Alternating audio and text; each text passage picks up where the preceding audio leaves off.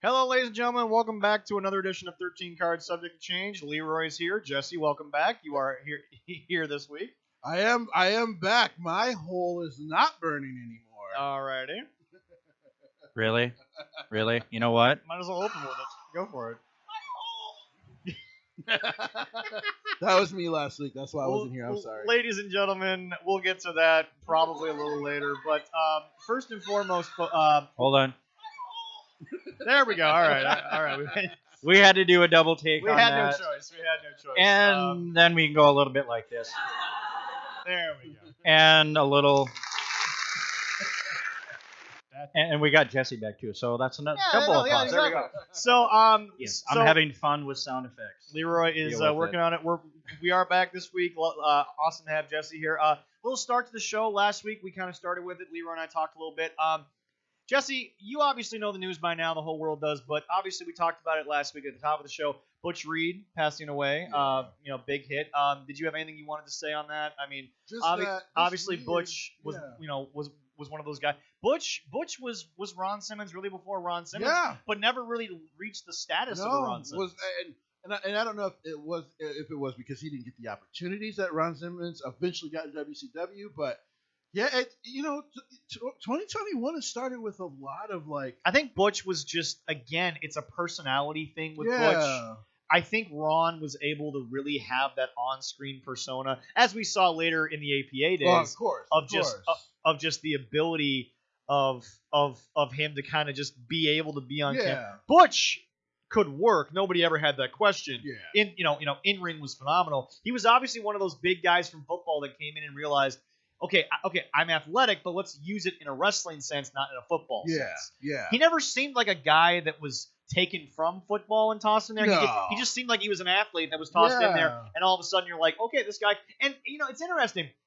Butch was obviously around in a very rough civil rights period in American history, but you never really hear that many stories about Butch having to deal with it in terms of actual wrestling situation. Yeah. I think it's a nice positive spin on, I guess, racism in wrestling is a Butch Reed, because Butch just seemed like nobody had a racist issue with Butch. Butch was just one of the boys. Yeah. No one really saw Butch as black. They just saw Butch as a guy very beloved, very hard worker, very quiet man to himself as well. Yeah. Yeah, that it stuck. And it's weird because I was gonna say 2021 has started with some really shocking wrestling passing so far. So well, I think the sad part that we all have to realize is we can't even blame 2020 anymore. We can't blame 2021. We have to sit here and start understanding a lot of our heroes, they're just old. Yeah. I mean, it's not even wrestling injuries anymore. It's just a lot of people.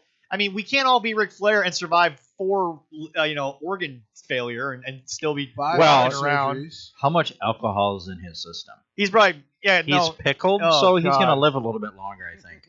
It's gonna be a competition. Ric Flair or the Stones? Who dies first? Well, are we all the Stones or just Keith Richards? Let's just throw Vince McMahon in there too, because apparently he has plans to live to 50. Folks, at this point, Mick Jagger is just as immortal as Keith Richards. Keith Richards gets the publicity, but Mick Jagger's just as immortal. But on the top of the list, anyways, the greatest immortal of all time, Betty White. Yeah, of course. But love you, Betty White. But no, it's just I feel like we're just at that point now where a lot of guys that I think are going to be remembered fondly by a guy like you, a guy like me, Jim Cornette. I mean,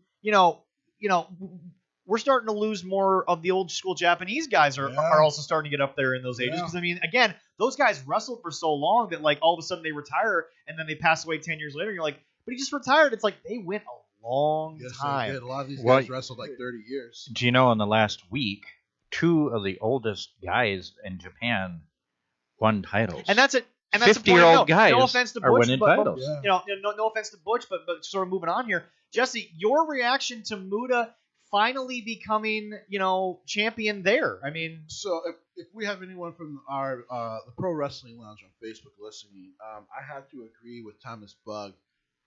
Thomas and I talked about this. Yeah, it's about 10 years too late. But because which title did he just win? So he just won I think it's basically right underneath their main championship. It was the GHC, wasn't it? Yeah. And he's very deserving of it. look. Here's the deal. But it feels like a legacy win. Here's the deal. Well, okay, but here's the deal. This is the thing about wrestling that's different from football.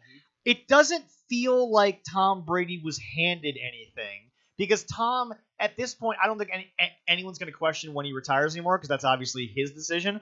But Tom wins a 7th, and you look there and you see to yourself, okay, he actually has outdueled other great young guys. Yeah. He's still doing it at a high level. Not that Muda still can't go, but double knee surgery, the shoulder issues he's had in the past.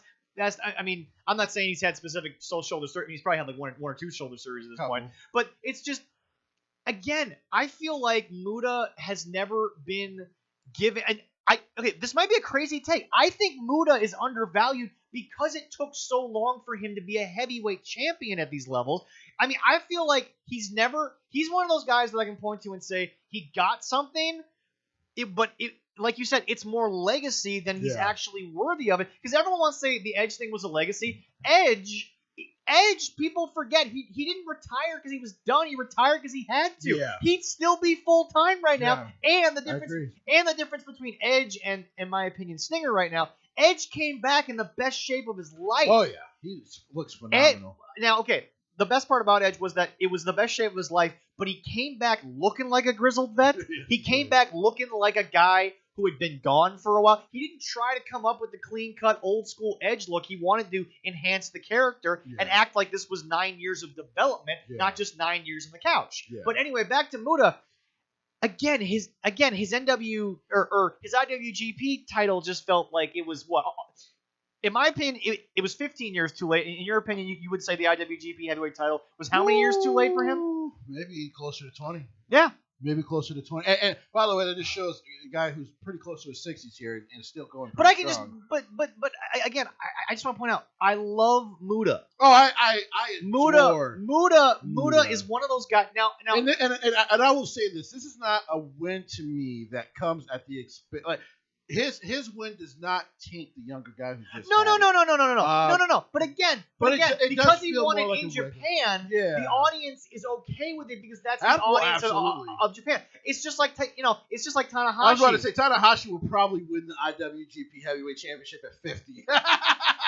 But that's what I'm saying. Why they got two guys right now that are in their 50s and actually won. So that's why what not? I'm saying is that your main audience, which is your Japanese audience, they don't care that Tanahashi is still going at that level. Giving him a G1 win right now doesn't taint anyone in the G1. Not even a little bit. I think I think Muda taints the G1 a little more, but that's a personal thing. Yeah. But the thing is that look, I'm not against Muda because here's the deal: the fact that Muda wasn't already a Triple Crown winner in Japan was probably a bit of a it was a deep oversight. Oh yes, no, completely. But the thing is that again, I don't think it hurts your at-home audience. I think that it helps get Muda to the people. But again, the only issue you and I both agree on, and Leroy, you obviously watched Muda when he was in NWA, AWA. When I love it back then, yeah. When Muda came to the States, Muda was in his peak. I mean, I hate to say, I think that. And it's weird because I'm on the American side. I think some of his best prime years were robbed from Japan and given to America because he had such a long run in America. He ended up his focus when he came to America, when he came to the States, when he started to work here, not even just here in Canada as well. Was the fact that he was like. Just like we were just talking about, there was such an oversight over in Japan with him because he was clearly one of the most popular superstars already. Not just popular, Muda has been in anime series. He's been written about in mangas, all that kind of stuff. There's still adaptations of his original manga still happening in Japan. Exactly. So while Muda, in my opinion, has been celebrated enough, it is still an oversight to the fact that I think that Muda has not been given what he ultimately deserved. I'm not trying to put Muda at a Ric Flair caliber in America, but it's kind of true. I mean, listen, he's legendary. I've always said my dream is to still. I mean, COVID has robbed me of that. Yeah. Because I think he would have came to New Japan and did a match. They were planning on coming to Dallas again, but. I would have loved to see Muda and to give him the love and praise and the thanks for just entertaining us and being so great. It's almost one of those situations where you're not going to be able to give a Lifetime Achievement Award because he'll have just outlived everyone who could have given him that Lifetime Achievement Award because Muda. Well, but the other difference is that Muda has been great at, if you watch him now versus back in when he came to the States the first time, there are elements of being Muda, the great Muda, but he has adapted his wrestling to his age. He's able to still be effective, but he's effective on a different level. He actually became more of a technical wrestler as he got older. Exactly. Because he was one of the original, risk takers in the ring. Oh yeah. Completely. But as he's gotten a lot older, he became a lot more technical and a lot more power build. Which once again, you almost, for those who, I'll harken it to the Undertaker before the last 5 years. Fair enough. Where it's just like, wow, this dude is smart enough to adapt to the times to keep up. Muda, I think, is the opposite of Sting, in where I think Muda could easily, and he's obviously been doing a little of it. Oh, we're gonna get to Sting, and now I have some worries. Okay, that's fair. But anyway, I just love Muda. The green mist, spitting that crap. But I think that Muda, I love that. Because and yes, this sounds weird to say because he's been doing it a little bit on the side anyway. Yeah. Muda can help train, book, run a show. Oh, absolutely. Yes, I know people are like, but he's already been doing it. But I'm talking when he's no longer in the ring, when he's retired from the ropes. Yeah. Muda can still step. Because again, Leroy and I have had this conversation 1,000 times. You've been a part of it. Mm-hmm. I don't think that Sting can be a trainer, that he can be a manager, a motivator, a trainer. Because remember, so many people helped him out. He was just a better student than Warrior. Warrior, when you actually analyze his career from the back, was a lot of smoke and mirrors. Sting was not smoke and mirror as much as Warrior was.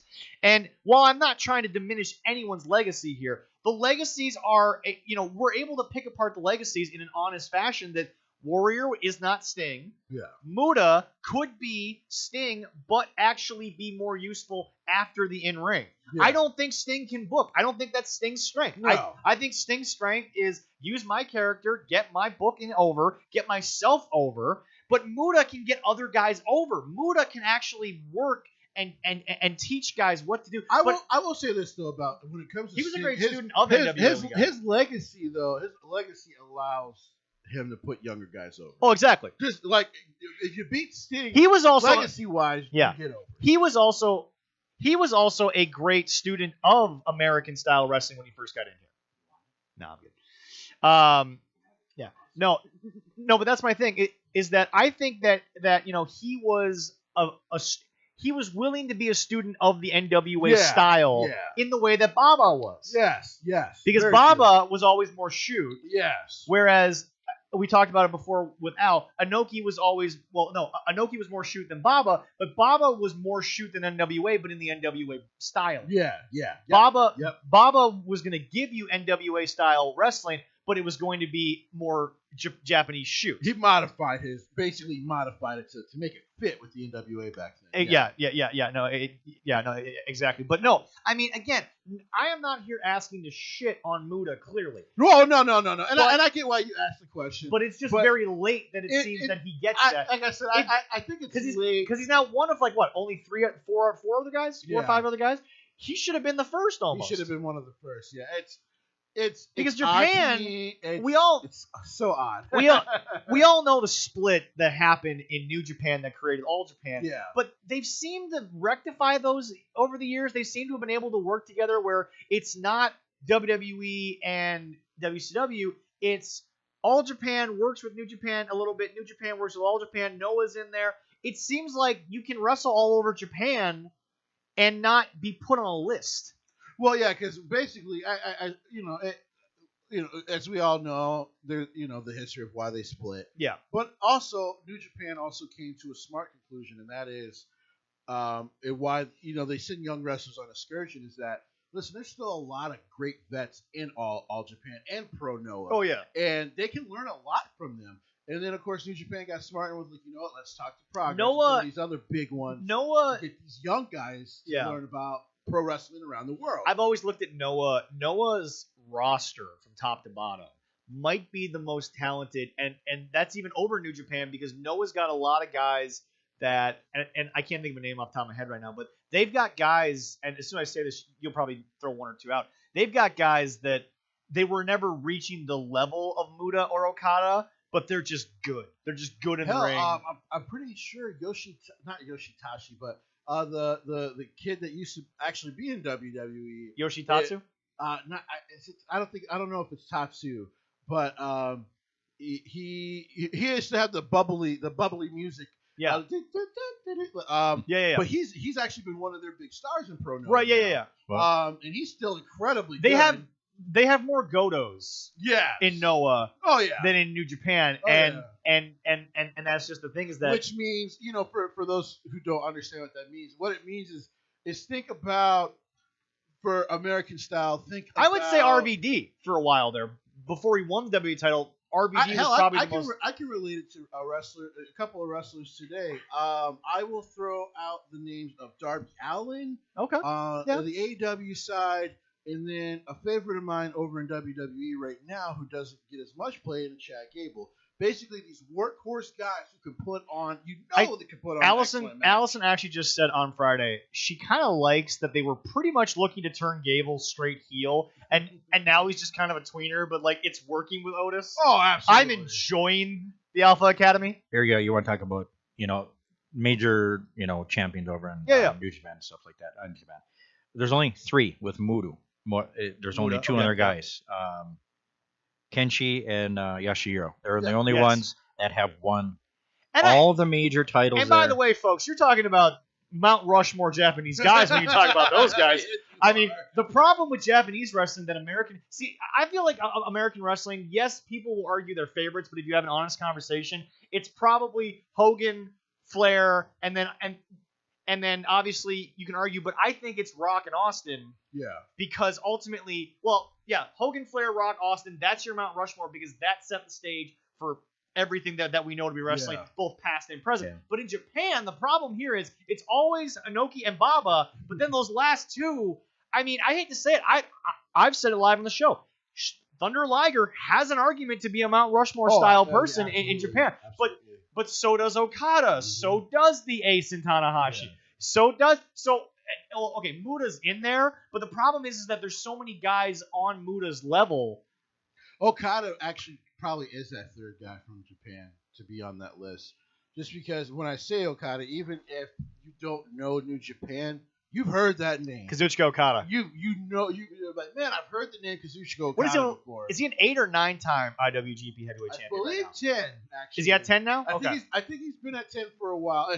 And we were actually off. I think so. Before we started the show, I was just talking with Leroy about how, and we'll address it, but it feels like right now Okada is in a really weird place in his career because he used to be the guy that carried the company as a champion. Yeah. And now, he's building up these other guys, but he doesn't probably need to anymore. He's in a really weird spot in his career in New Japan right now.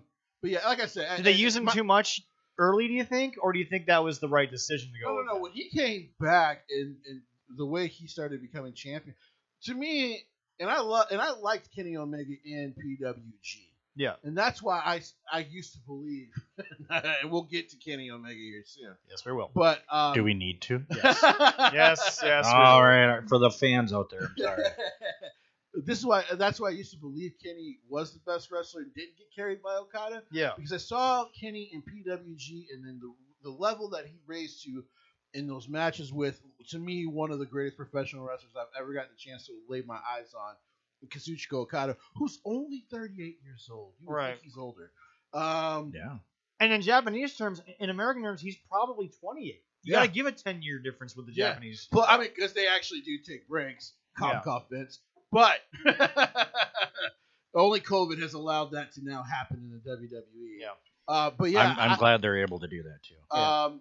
But that's why I think Okada deserves to be on there because there's names Kenny.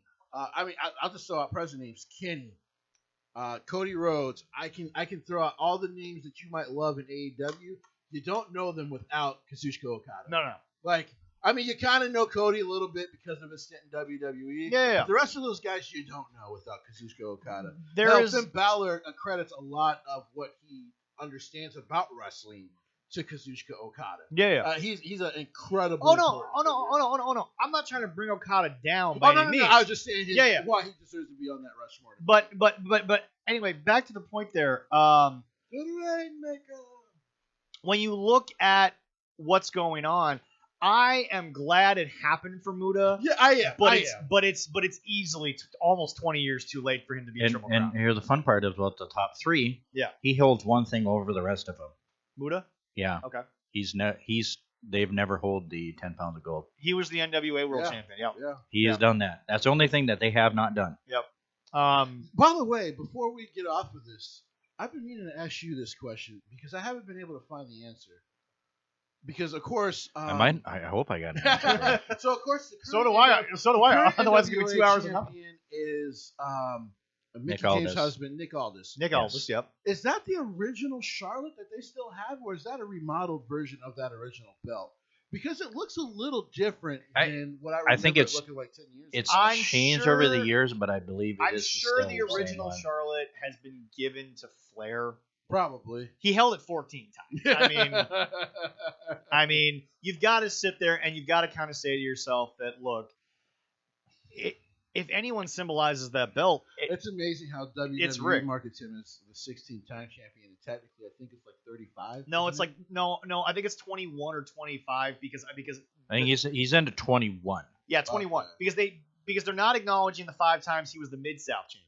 True. I believe it's Mid-South we determine with Bug is what they're not acknowledging right now. But again... Wasn't that the same company that Jim Cornette ran? No. Oh. No. That was Georgia. Jim Hurd, I think. He was... Yeah. And that or Cornette was... A lot of people Mountain. ran Mid-South. Yeah. My history on Mid-South is a little... But no. So, obviously... a tremendous, huge congratulations to the great Muda son. We're extremely happy, but I think we've all agreed that it's just again, I'm surprised he wasn't already a Triple Crown winner in Japan. Yeah. Because again, Bug even said in the lounge, even his IWGP Heavyweight crown came way too late from what it probably should have been. But again, we're also not going to sit here and act like Muda's legacy wasn't being great in and of itself. And the one thing I would like to say is, look, if you tell me back then that in 30, 40 years of his career, he's just now going to be Triple Crown, but I get these 30, 40 years of him, I might still take it the same way because, my God, those 30, 40 years. Yeah. Yeah, they WWE only recognizes his 8-time NWA, 6-time WCW, and his 2-time WWE. Well, that math doesn't really work out. They're thinking. Well, because one of the WWE. Well, no. He was a champion twice, 2, and then 6. Yeah, but sources are saying 16 to 25, and Flair, as it says on Wikipedia, he is claimed to have 21 times. Yeah. He's been 21. Yeah. So the only one that has more championship reigns or belts, whatever that is the King. Yeah. Lawler. Yeah. Yeah. Lawler's because Lawler's held over 150 total belts in his career. And, again, we'll do an actual, almost show on Jerry at some point. But the truth is that, again, everybody thinks of King for puppies. But the truth is, Jerry the King Lawler really was one of the instrumental people in all of American wrestling. Because, again... He's my hero because of puppies. Yeah, there you go. And Trish Stratus. Because they were... She's my hero for many other reasons. Because they were NWA, and then Jerry had to switch to AWA. Yep. So I mean, Jerry's literally been all around the wrestling associations of America. Yeah. He's wrestled everywhere. He has wrestled everywhere. Oh, I mean, Jerry's wrestled everywhere and anywhere. All right, now we got to get to 2 weeks of AEW because Jesse was not here. This is not a good transition from a legend to AEW. Well, we have no choice because there is a Japanese connection. So, ladies and gentlemen, I have not eaten too lot. I can keep all my food down. 2 weeks of AEW. You got headphones on, just turn them off anyway. But no, I can still hear you. Jesse, on a positive note, because it was a bit of a surprise to the people who are obviously the fandom of AEW.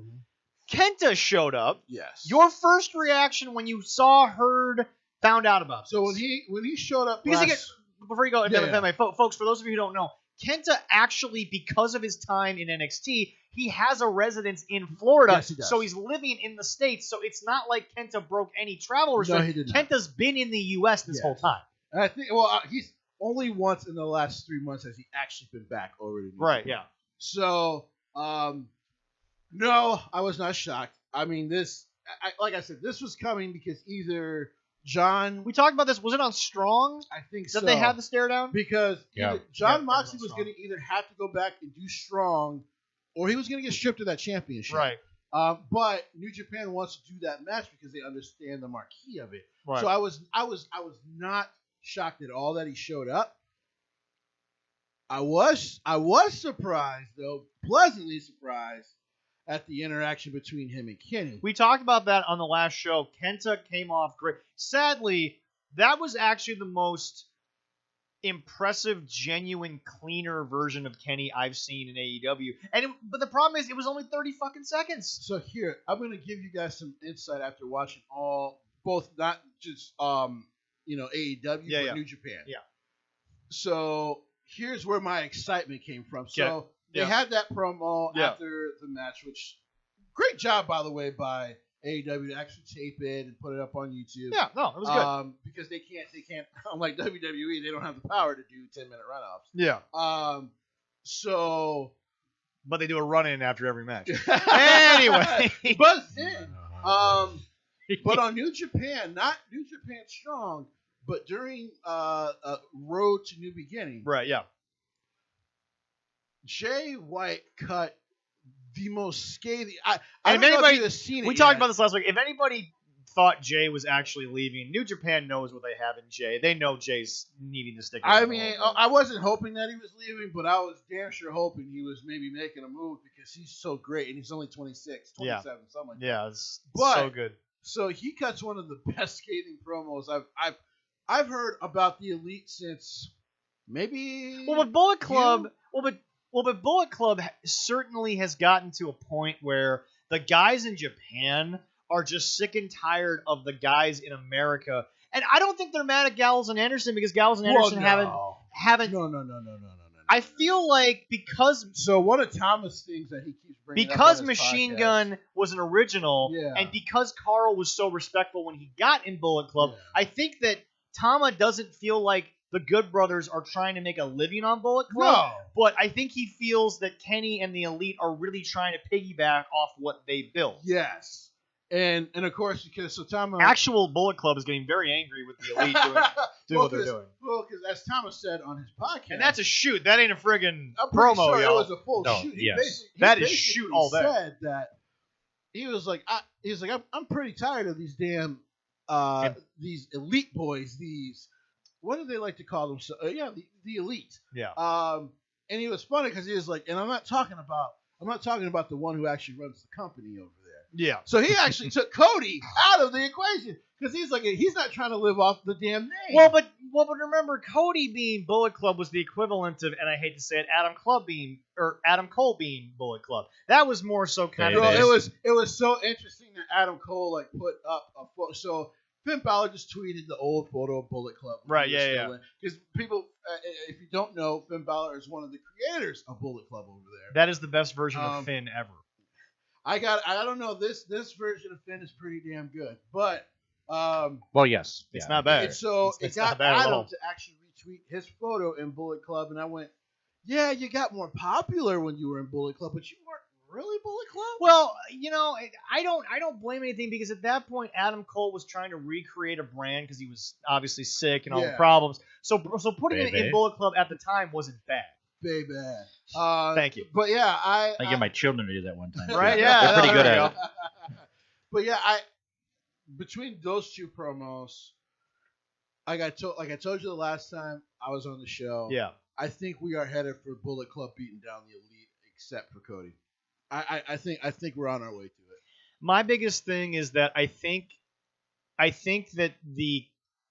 And everyone's now going crazy about the fact that once COVID restrictions are up, that New Japan will be in AEW more often. Guys, this partnership that is now expanded, I hate to say it, but WWE has come out looking better than them because it's been so slow burn.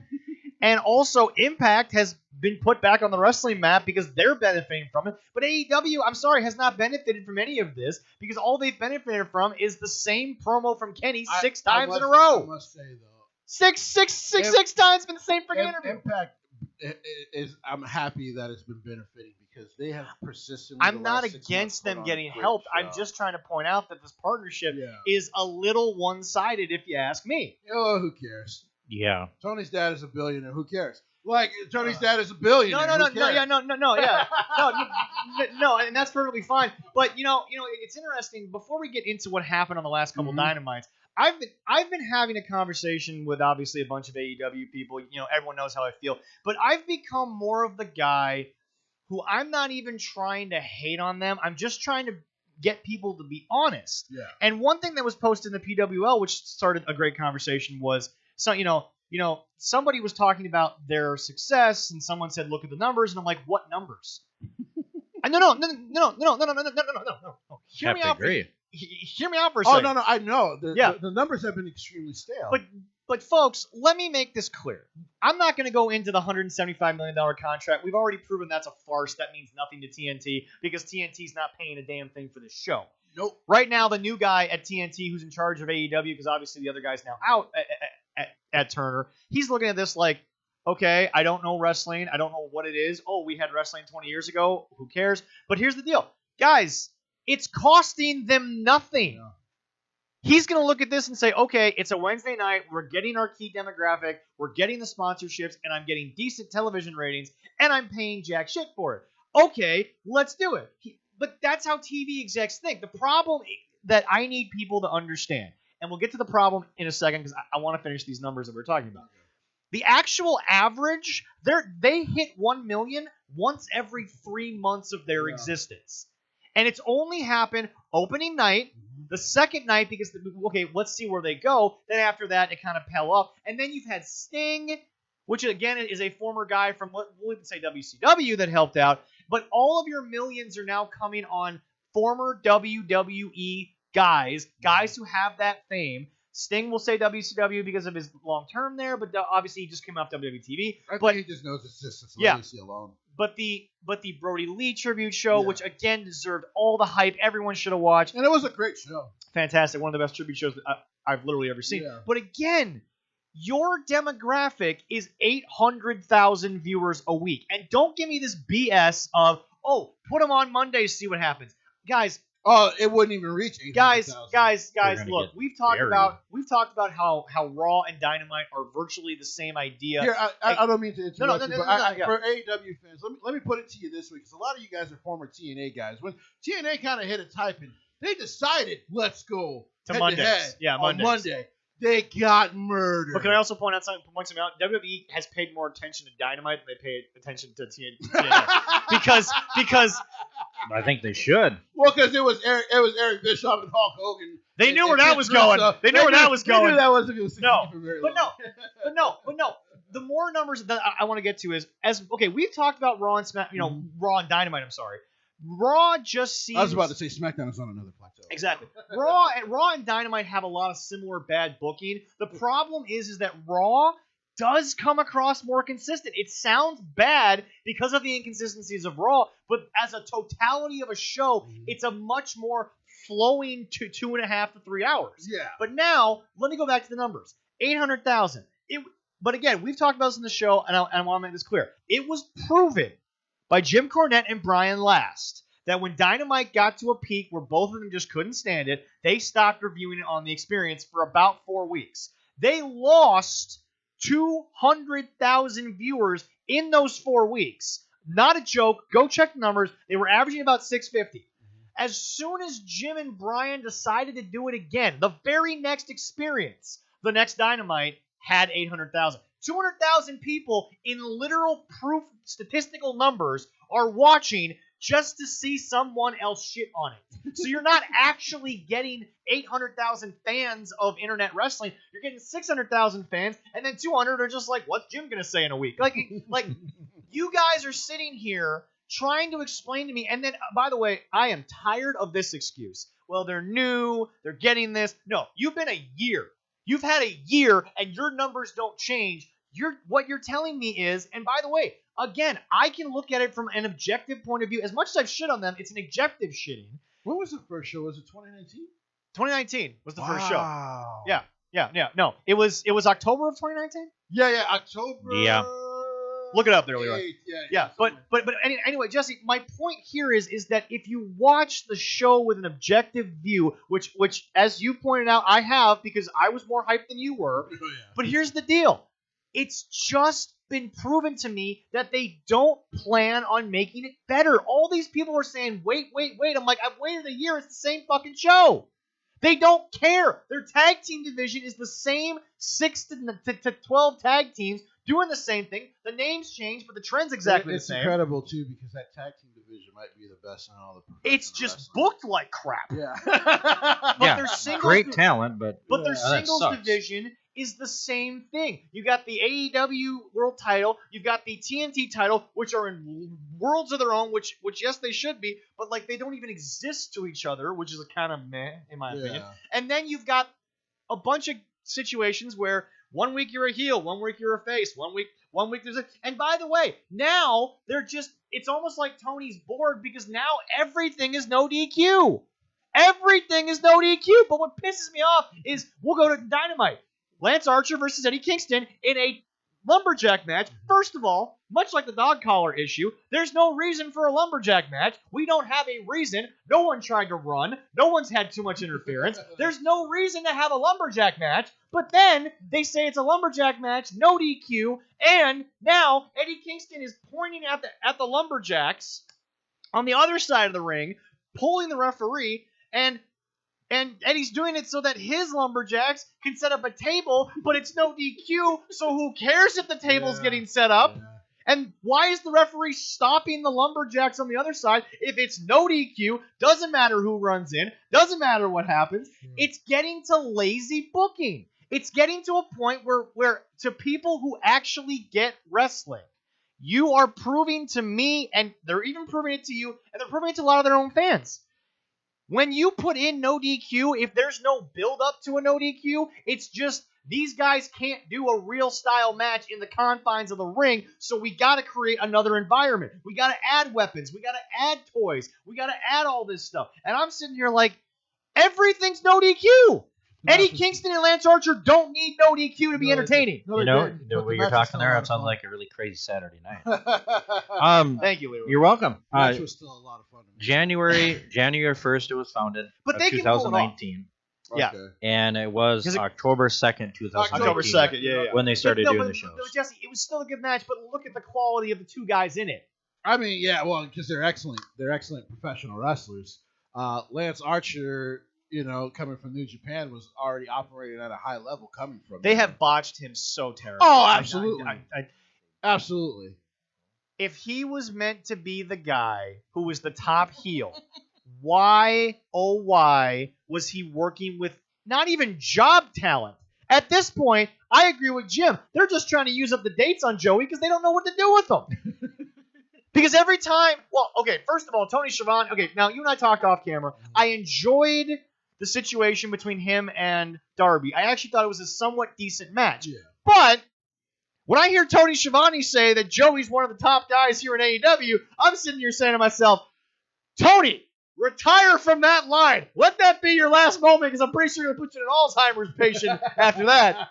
Because it's just... But no. Okay.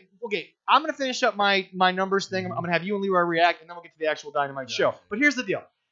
You are not getting better. You're not. The numbers don't lie. 800,000 is your viewership. That's your audience. And yes, technically it's probably 550 then if there are 200,000 haters showing up every week to watch it. But that's my point. Is that again? I think they only did 775 this last show. Yeah. But see, here's the thing. You guys, but here's the deal. WWE can say we don't care about the war anymore. We're just going to make NXT for ourselves, which they've pretty much done without saying. But here's the deal. They have an establishment. The good thing, though, for them in the future is USA will be forcing them to move that show to a different night. So yeah. But no. That's just okay. So we're gonna start with you, Jesse, because you're obviously the guy. I don't want to say the AEW defender, but you're the guy. On this show, I have been. Yeah, exactly. But can you get into it? Just like AEW is gonna be hard. Yeah. But anyway, I'll give you a knife.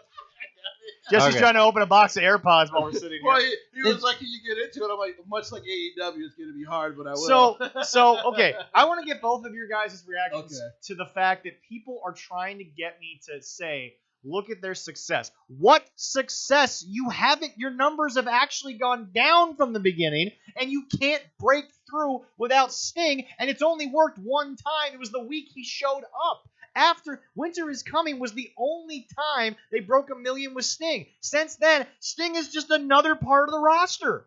And I never thought I'd say that about Sting, but he's just another part of the roster. And I hate to say it, but Jim Cornette always reviews in the sense of if things making sense.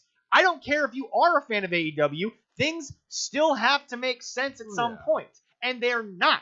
So, again, do you think I still need to wait, or I just have to accept this is what they're going to do? So when it comes to if they're ever going to change, if it's going to really get better, my only answer nowadays is I don't know. And I'm tired of the Bucks doing interviews. They're like, well, it's really hard to book for a show because you got this, you got that. You guys ain't Stop talking. Did they say that? Yeah. Here, you guys can clip this. The fans can clip this. Then don't book the show. If you're having such, don't sit there and tell, oh man, it's so hard to do it. Then why would you take up the damn? Why would you be like, oh, we can do it. We're gonna be better than WWE. And now a year and a half later, now you're talking about it's hard to do. You're damn right, it's hard to do. Go look up that interview because they came off as, well, sadly they came off as VPs. The problem they spoke as if they were not trying to piss anybody off. But the fact of the matter is that here's the other problem. You had a checkbook that was blank, and you hired your friends. Sadly, and again, I have nothing against it because it's done a lot of good for underground wrestling. Yeah. You hired the PWG crowd that, while they're still great and good, and a lot of them are good people, they're not ready for network television. It's just what? No, they're not. You hired the PWG, and by the way, I hate to say this, you hired PWG B Squad. I was gonna say you didn't even hire the A Squad of PWG. Most of them are in WWE. I'll say that's the reason why. Ricochet, Alice, which I mean, if he's just gonna waste away, maybe he should go to AEW. That'll help. At least AEW wasn't even interested in his wife when her no compete clause came up. Not a shot at Selena, but apparently it's been reported there have been very few offers for her now that her no compete is up. So what does that really say about her and what she meant to the show? Because I know Andrade's, I know they're trying to repackage him because they just don't know what to do with him. But Andrade was the talent. I don't. By the way, and we'll get to WWE. I don't know how you feel, but then again, now we're talking about AEW. Like, how do you feel with freaking Lance Archer coming off one of the best G1s a big man has ever had? In one of the best wrestling tournaments ever. One of the best G1s I've ever seen with a guy coming back from injury. And so if Nick, somebody should send this to Nick and his stupid brother Matt. I don't care how angry he gets. You can't whoop my ass, so I don't care. Why would you take up? They can't reach your chin, so I mean. But like, why would you now say, oh, it's too hard? Then why don't you get actual bookers to book your tag team division, but just have oversight? Go like, okay, well, we're not in the title picture. Why not have a creative team that aren't also the people that are on the show? That would help a little bit. WWE, in my opinion, gets a lot of flack for having a writing committee. They just don't have the right writers. Here's the thing, though. Well, it depends on the month. To me, that wouldn't hurt if Kenny and the Young Bucks weren't such idiots. Because, like, seriously, when I look at anything that's Cody, bluntly going there. This is the guy defending them. It sounds weird right now because we're about to defend the show that just happened. But when I look at Kenny and the Young Bucks, I say this is awful booking every single time. But when I look at any story that Cody is hold on. Don't tweet that because otherwise Dave Meltzer's gonna gonna dig through the swamp of Twitter, find you, and tell you that, oh, you don't get this. Dave Meltzer is Uncle on the Dave, maybe you should just cover New Japan. David, maybe you should just cover New By Japan. the way, I want to point something out. I love Dave Meltzer.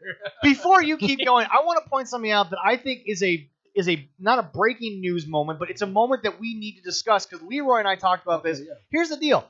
Dave is so defending of AEW that there was a year, I don't remember which year, but it's in the last 3 or 4 years, Dave pretty much spoiled the entire Royal Rumble.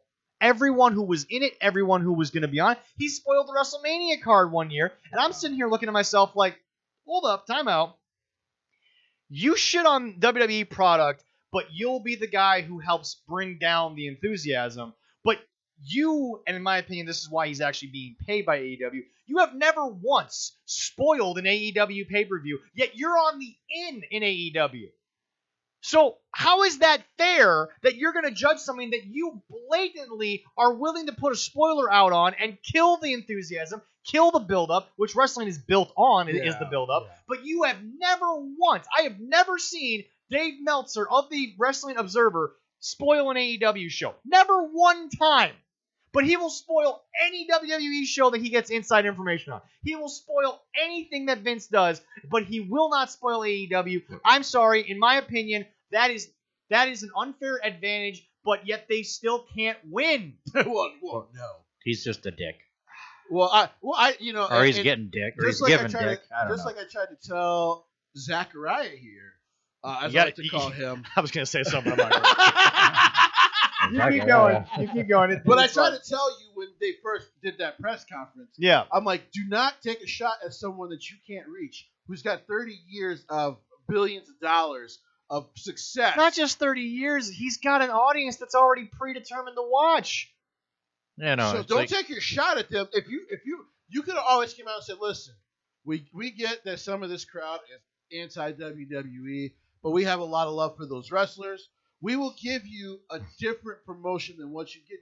And I bet you, even with some of the stuff that they've already done where people crap on them, I think people would have been like, well, you know what? They already said they're an alternative to WWE. I've already said. It is what it is. I've already said.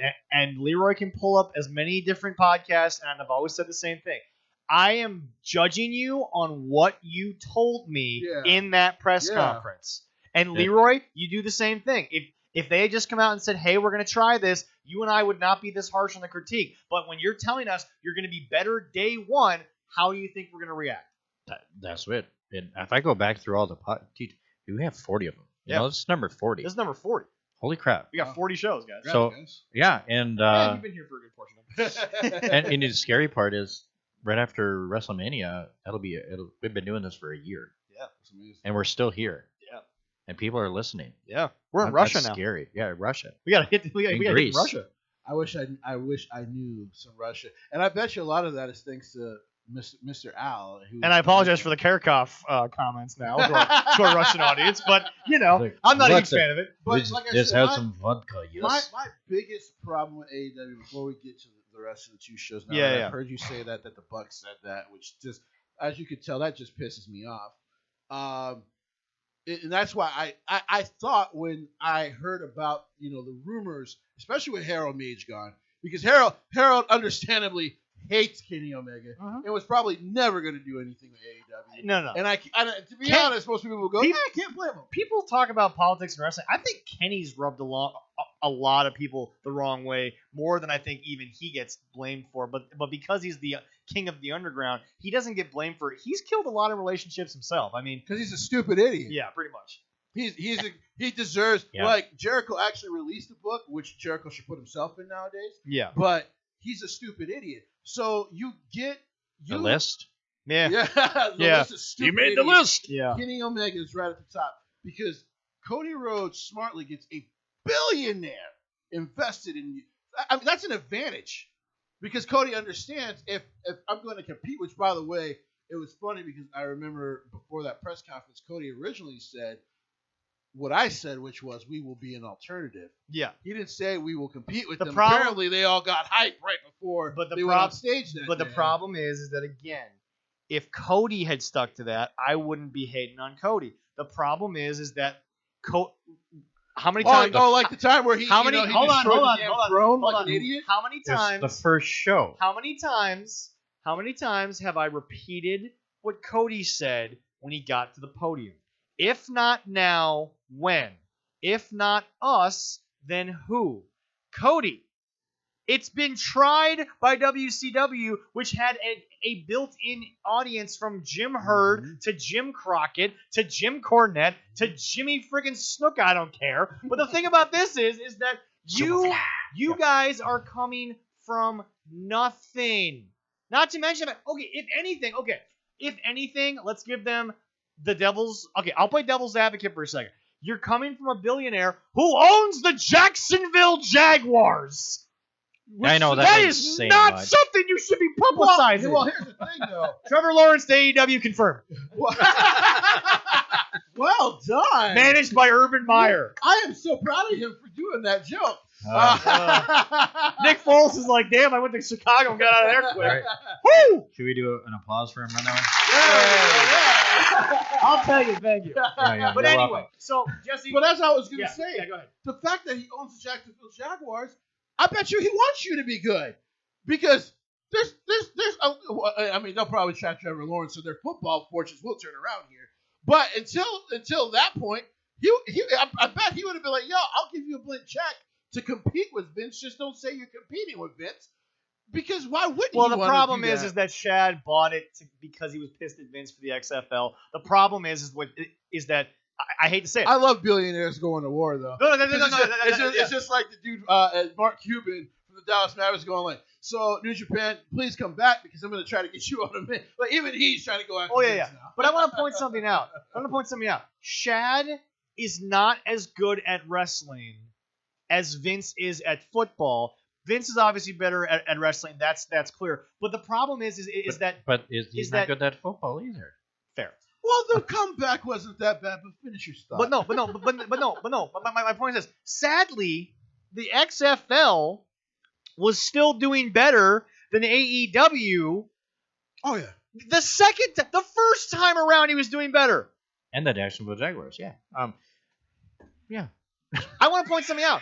The XFL, before they went under due to COVID, not only did they have great crowds for that time of year, they were averaging over 1 million television viewers. Actually, it started to get close to 2 million. That's what I'm saying. AEW can't compete with the XFL numbers. Yeah, and I was watching it too. Loved it. No, I loved it. It was pretty good. I can't. In my personal opinion, if Dwayne's as smart as I think we all know him to be, just literally repeat the model. Well, what's smart is he got more football guys involved this time too. So like it's. I still think that the XFL would have been a success except for COVID. That's the only thing that I think hurt the XFL. COVID literally killed a lot of things, and I'm sorry for those who lost loved ones to it. But the XFL is the ultimate death from COVID in the entertainment industry. And we're talking about Dwayne too. It's like, don't forget Tuesday night we're gonna watch Growing Up Rock. That does NBC. start on Tuesday, yeah. Young Rock, yeah. Yes. Now, okay, Leroy, before we get into Dynamite, your thoughts on these numbers. Am I supposed to still wait, or after a year and a half, can I finally just sit here and say, this is all I'm going to get, and they don't care about getting those numbers up? I'm kind of feeling that way. I mean, they should have had the numbers. They should have grown. They should have gotten better, and they haven't done squat. WCW did grow, did get better, did beat WWE for a period of time for 81 weeks, something like that. But then they tailed off, whatever reason. But AEW, one good shot, and then it all petered out. And the one thing that I always agree with Zach on is it's the only difference between how I feel about their inconsistent booking to him is that I expected it, because when I saw the press conference, I said, because I watched a lot of PWG back in the day. I had the membership to watch the shows that they would tape, and I knew about a lot of that talent. So for that talent, when they first announced AEW, I was excited for the talent. I was not excited about who was running it. And then I saw the press conference, and then it dawned on me, they're trying to take shots at WWE. Well, The whole press conference was that. So yeah. So the first pay-per-view was that. So because everyone, my first thought when I saw that was, can you if anything, they have beat NXT if anything, it was the best free advertising Vince has had in 20 years. Because remember, he doesn't even need that. He's got Disney on his side now. Well, not anymore with the Peacock deal going through. ESPN's pulled all WWE content. So for now, fair enough. Well, somebody will pay him enough money. But now, hold on. Let's analyze that because again, okay, we'll get to Dynamite in a second. But a lot of good points are being brought up here. If not for Tony Schiavone saying, I think it was Tony Schiavone saying that they're going to make Mick Foley their world champion. Was that Tony? I believe so. Okay, so anyway, if he had never said that, and let's say that those TVs never change the channel to Mick winning the title, are we talking about a WCW led world? It's a very good chance. So wait a second. And first of all, A, you're Chris Jericho, you were there. B, you're Cody Rhodes, you're the son of a legend. You were almost there. C, the rest of you idiots, the elite, you grew up watching wrestling. You know what changed the Monday Night Wars. It was somebody else acknowledging the competition. No, I've always said that Vince going live finally actually would have helped him either way. No. What? No. We all know Vince would have won out in the end because ultimately Vince was a wrestling company versus a wrestling company that was under the Turner banner. Yeah. But my point is this. It ended quicker than it probably needed to because you gave Vince everything he needed. What I'm trying to say is that you people on this, Chris was there. Chris left WCW because of all that. Well, Chris was there. No, hold on. Dustin was there. Chris was there. Dustin was there. Arn Cody knew about it. Arn was there. The Bucks and Kenny were watching at home. Ladies and gentlemen, boys and girls, you have this information in your hand, and you do the same bullshit at your introductory press conference and your introductory pay-per-view? Yeah. You did the same thing! On top of the fact that you had Joey Ryan as well, who's a dipshit. We're not here to talk about it. We don't... We don't acknowledge Dick Boy anymore. But we have our own dick jokes, and we don't bring him in it. Yeah, exactly. But it's just, Jesse, they are literally following the same model that WCW did after the announcement that Mick was going to become champion. Because from the day Mick won that belt, when the ratings war ended, WCW looked a lot like this has looked from night one. They were still a little bit high for a little bit. Vince Russo isn't a part of this company? I hope not. I don't think anyone who is smart enough to have a company at this level would ever work with them again. I would hope not. The only one dumb enough to try it more than once was Dixie Carter, and we all know how that ended. Dixie's no longer in the wrestling business. Oh, is he still working with that other Christian wrestling? It's his company, so yeah. Oh, he owns it. Yeah. Oh. He owns a wrestling company? Oh, Lord help me. This is not a conversation I want to have right now. But anyway. So now we're going to get to Dynamite. Yes. 2 weeks ago, yeah, we went from the greatest tag team in the world kidnapping a midget. I'm not kidding. Well, that's what he is. Dave Meltzer called this last 30 minutes one of the greatest 30 minutes of all time. And so we went from the midget getting duct taped to a chair to a main event that had Jon Moxley teaming up with two guys who were heel. You know what I'm talking about, the six-man tag. He's a little person. We have to stop calling him a midget. No. Fine, I'll call him Dwarf Dong Sucker. You happy? Good God! And what else can we do with him but duct tape him to a chair? There's another good thing for him. Doesn't take a lot of duct tape. I know. I still got a whole roll, man. So. But Jesse, we go from... Yeah, so to start with FTR, is there anyone that should be in the Spot Monkey Abyss segment more than FTR? Wow. Yeah, they might. Yeah, man, it's close. It's there. They alone are the best tag team in the business today. Don't even give me a different company. Them and the Briscoes would sell out any town in America. Yeah. But what I'm getting is they're now dealing with... Look, I love that they're with Jungle Boy. But then you got to bring along the most awkward-looking dinosaur I've ever seen. Littlefoot's mom has a better stake in this world right now. No, I made the joke. Shut up. Yeah, there's some good movies, man. I watched it with my little girl. I own all 14 of them. Oh, there's 14? They made a lot more. Yeah, there's Holy 14 shit, of them. I didn't know there were 14. They made a lot. Wow. I bought the whole collection for $35 at Walmart. Anyway. I love Walmart. And Marco Stunt, who again doesn't. Oh! You were talking about Luchasaurus before. Yeah. When you said Little, I thought you were still talking about Marco Stunt. No, I said Littlefoot. Littlefoot. Oh, well, I heard Little, so I just. I said Littlefoot's mother, who we all know is dead, has a better ability in the ring than Luchasaurus right now. It's so weird. So Luchasaurus, when he for a short time worked with Lucha Underground, which is where this game kind of comes from. But it was Lucha. It made sense. Well, here's what I'm saying. He actually worked as a big man at first.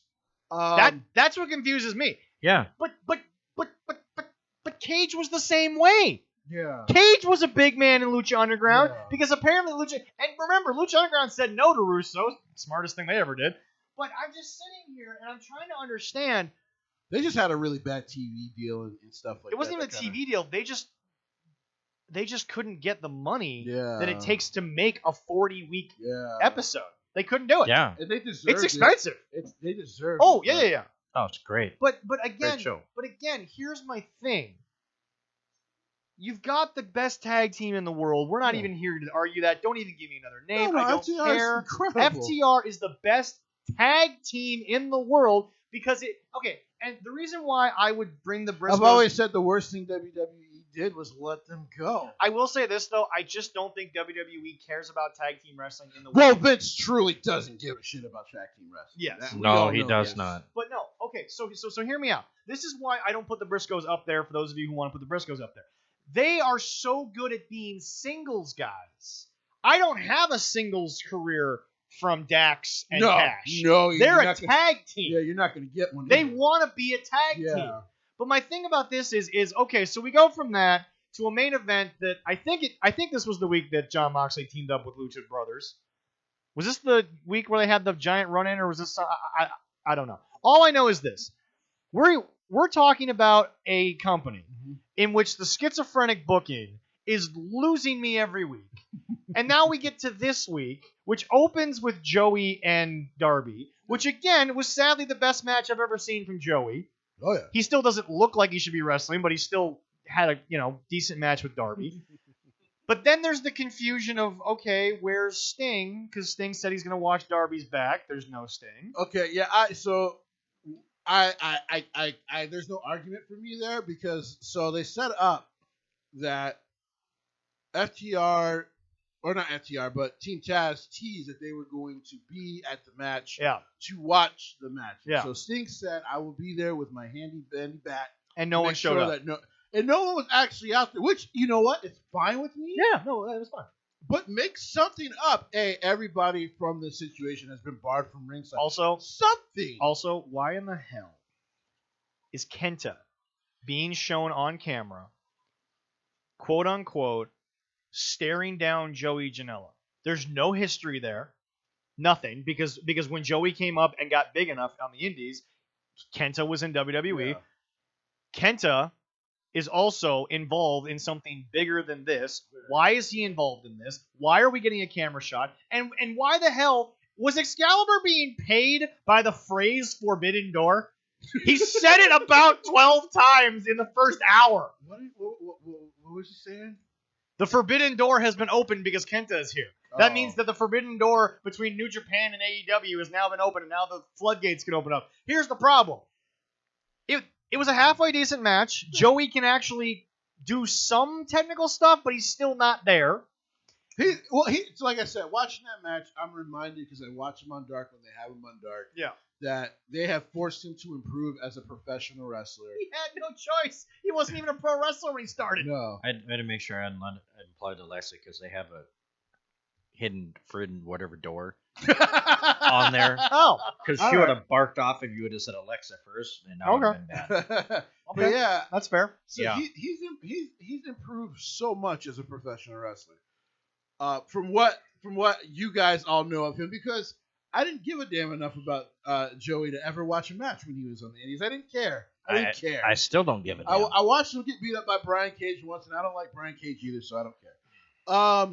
And Brian can beat me up, and I'll say it to his face. Which is sad because we actually could get Brian on the show. All we gotta do is call Super Beast because he's good friends with Brian. Oh yeah. Yeah, Super Beast was on Bloodsport last night. He was? You know what? I did see that. He faced Bad Dude Tito. I know John Moxley is going back on the 5th one. Yeah. But no. Okay, so anyway. But as I was saying, why does every week we have? Because now, sadly, you can just show the same show on repeat, and no one's gonna care. It goes Battle Royal, Strange 1-on-1, a Sting promo, a weird tag team match no one cares about. They have to Miro, Sting promos. Miro and Kip Sabian, and then you're gonna end with something involving the Elite. And despite the fact that no one cares anymore, John Moxley's there. All of this it's the same show. Well, here's a stupid thing. Every week it's the same show. Oh, by the way, hold on. Did I mention Battle Royal Lumberjack match? Battle Royal. Anyway. Yes, you did. Yes. Okay, so John Moxley is gonna probably take the title back at the pay-per-views that they have coming up. Great. Because the first run was so memorable. I hope you're wrong. Oh no. Because the first run by Moxley was so memorable. Oh wait, hold on. It was 90% him walking to the ring, 10% him fighting outside the ring, and there was no actual entertainment value to it. I actually like John Moxley's run. Now, I felt bad for him because they made him face guys that he shouldn't have been facing right away. Lance Archer, that should have been down the line. God rest his soul, Brody Lee, that should have been down the line. Yeah. But COVID kind of hurt them, and they really had no contenders for him. Yeah. So they kind of hurt guys that they really wanted to be their top heel guys. But this is my problem. How many more times are we going to blame COVID for 2020 wrestling? Seriously, hear me out for 2 seconds. WWE adapted just fine. They got who they could. No, they did not. Did you watch Raw all of 2020? Jesse. No. Did you watch Raw I did. all of 2020? No. Did you watch all 1,000 hours? Hear me out. Of that 3-hour crap? Hear me out. Hear me out. Just about. Hear me out. When I say they did the best they could, is what I'm saying is they got enough people that we know and care about. The problem is that AEW supposedly has 80-some wrestlers. Half of them live in the Florida area, but we saw the same sex people every week. Use who you... If anything... You use who's there. Let me put this out. Okay, hold on a sec. Leroy, Jesse, and myself are called up by Shad Khan, and I'm going back in time here. January 1st, 2020. Mm-hmm. January 1st, 2020. Yeah. We're given control of Dynamite. Is COVID not the best thing for us because now we're forced to use the other 60 people that we have? Absolutely. But that's us, not them. They have shit. They have shit on the fact that, again, and people are like, you've already said in your fantasy booking you would have only booked this. I'm like, yeah, but I got 2 hours of TV. I can take the Elite and give them a half hour of TV. I still got 90 minutes. I still got 60 wrestlers. Boom. You know, it's funny because the Elite really aren't the Elite. It's just the Bucks and Kenny. That's it. Like, but Cody has distanced himself from them in every sense he could. Cody, I'm still waiting for the Nets to have the worst game of the season, which keeps happening because, they can't play defense. And I'm waiting for Cody Rhodes to show up and cut a promo about how the Nets defense is like Shaq's free throw shooting. Yeah, that's all I'm waiting for. He won't do. I don't know. He's weird. Are they doing better than the NBA Wolves? Is going to happen at this fucking point. I don't know. Well, just have him show up at the Timberwolves game. That'd be rather the best thing for him. And Cody Rhodes' show finally appeared on TBS, and I'm like, it's the county fair on steroids. And no one cares. No one gives a shit. It's finally on? Yeah, it's on. It's on. It's been on for like 2 months now. Yep. That shows that I care. Yep. So the biggest problem with the booking to me, besides that, you're right, it is very schizophrenic. But when I go to this past week's show, I do not mind the fact that John Moxley is... I love this. Right? Thank you, Darren Corbin, for this lovely cup.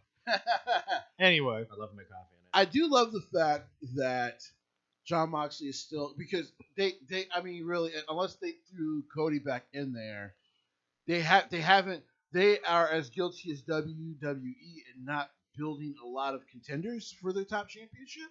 But again, what you've said doesn't make AEW right. It makes me right.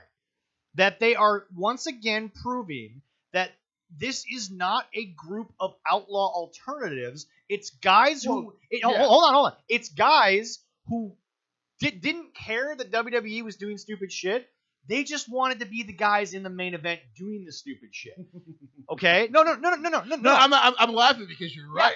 But I've always felt you that guys, way about you guys are sitting here telling me, well, WWE didn't use people right. You're doing the same shtick. You're just the ones with the belts now. That's the only difference. Which, I mean, since they started, I've always said, if you were going to do that, you should have just started that way. And then make yourselves the biggest heels on the planet. And actually, your company might be better. That's what they're just being stupid. That's it. But as far as that main event picture is concerned, and what happened during the main event, the match was. I thought the match was a lot of fun. I thought it was well paced. I thought it was very well done. Smoke and mirror stuff, which I will get to see here in a minute. Why did Falls Count Anywhere need to be no DQ? Is that what they said, that it was no DQ even though it was Falls Count Anywhere? Yep. You see, it's messed up. I don't actually pay attention to commentary. Do you even have to say that with that? Apparently in AEW, every match is now no DQ because Justin Roberts has to say it every freaking time so he can blow out his left lung. It's interesting because lazy booking. To quote Jim Cornette's exact phrasing, lazy booking. I don't even listen to their commentary because, for the most part, unless there's a great match going on, JR doesn't care. No, not at all. And really, I mean, it's messed up. The only reason I don't like Team Taz is because Taz and Excalibur should probably be their commentary team because at least they make things exciting on AEW television. Mm-hmm. Sadly, I cannot believe I'm saying this because we shit on him so much in the beginning. Excalibur should be there. Yeah. But JR and Tony shouldn't. No. Because here's the deal. Tony should just be an interviewer. Because I agree. But here's the thing. Yeah. It's not that I don't think Jim Ross could still be the best announcer in wrestling. He doesn't want to do it. He doesn't care about this company. No. He doesn't care about what they're doing. And here's the deal. As much as I'm agreeing with JR, it's kind of unfair to what they're attempting to do if JR doesn't give a shit. But again, Jesse, they've got 30, 40 guys in the back that they're holding on to that they shouldn't. Why the hell is Jerry Lynn there if no one's going to listen to Jerry Lynn? You know, it was so interesting. Jerry Lynn was 42 putting on matches with 19-year-olds that were better than what they got. That's true. So on Dark, they did this whole thing, which led up to what happened with Lee Johnson, which we'll get to. Yeah. With the Pretty Walk, which actually it was funny as hell, and it was very well done. Yeah. It's amazing. Like I tell you, if you want to see the best AEW television, just watch YouTube and watch Dark because you'll get what you want. Watch Dark every Tuesday. Yeah, just watch Dark every Tuesday. I just watch for Top Flight, and after that, I'm done. Dark is actually usually pretty damn good. But I will say this. It's amazing. When I saw Jerry Lynn, I was like, wait a minute. That's a guy who can book matches. That's a guy who knows stories. That's a guy who understands wrestling psychology. Jerry Lynn is one of my favorite wrestlers of all time from the 90s. Jerry's phenomenal. And he still looks great. I'm not saying he should get back to the ring. No. Phenomenal. Yeah. But he's done. That's a guy that can help young wrestlers. Yes. Why hasn't he been used more? You also have Billy Gunn. You have Arn Anderson. You have Tully. You've got... God, who the hell... You got Jake. Oh, God. You have so many guys. But on again, there the Bucks and Kenny are not going to these guys. And maybe they'll ask questions about their own in-ring stuff, but how the hell are they not on the booking committee? How the hell are they not helping with the booking? Like I said, you were always a bigger fan of the Bucks than I am. And yes, they made all that money on the indies, but I always thought they were a mediocre tag team. Well, they are. You know. No. I'm just being real. I always thought they were mediocre. We've talked about this. Like, I watched them at TNA. We've talked about this, folks. There was a reason they left TNA. They weren't good enough to be in the We've talked about this. Their matches have become highlight spot matches. That's about it. Every single match has to have the same moment of the Meltzer driver. They have to show off some move they pulled off during Tokyo Dome shows. They have to show off some move they did in ROH. They can't go out and have a match that, look, okay, Shawn Michaels, we all always knew, had to go from the body slam to the elbow to the sweet chin. But that was HBK 20 years into his career. These guys, yes, maybe 20 years in the wrestling business, but they haven't had the career of an HBK. No. But the thing about it is that HBK had a 4 or 5 move set he had to get to. Yeah. You know that. I know that. But the thing is, these guys... I was actually just watching Backlash from 2004. That was a great Backlash. And Shawn Michaels, even back then, early 40s, mid-40s, was still putting on 4-star classics. But 3/4 of the match is a different flow than the match he had a week before. Yes. These guys, every match, Jim Cornette's not wrong when he always repeats, just put on a tape of them from the week before. You'll see the same match. Yeah.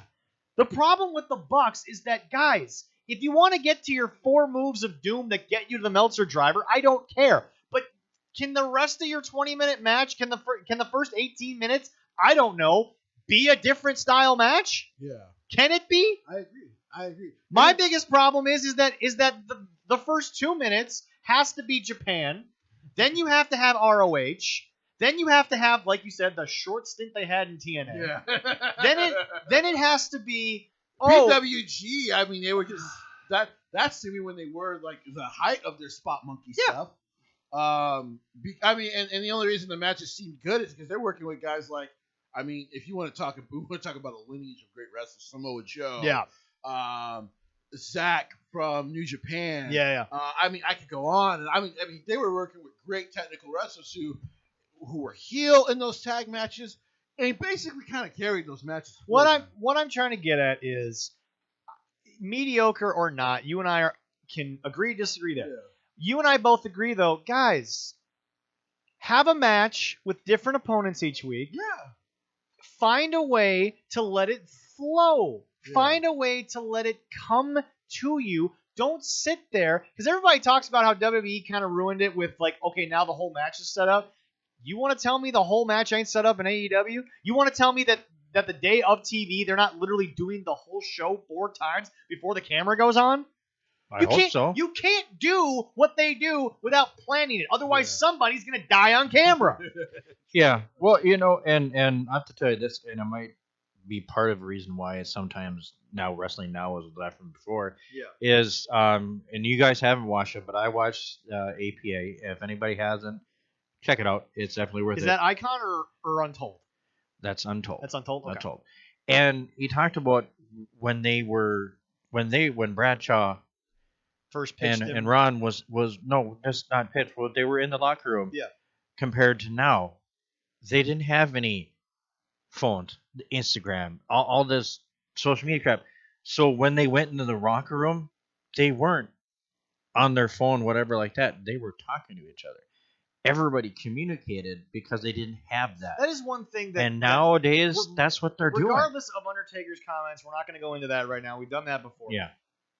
No one's wrong when they say that the phone age has kind of killed that talking back and forth kind of thing, storytelling. It probably killed their ability to make a match. Yeah. But I agree when they say it killed kayfabe. It absolutely killed kayfabe. But my point is this. Leroy, like you said, guys were talking to each other. Guys were creating a camaraderie. They figured it out.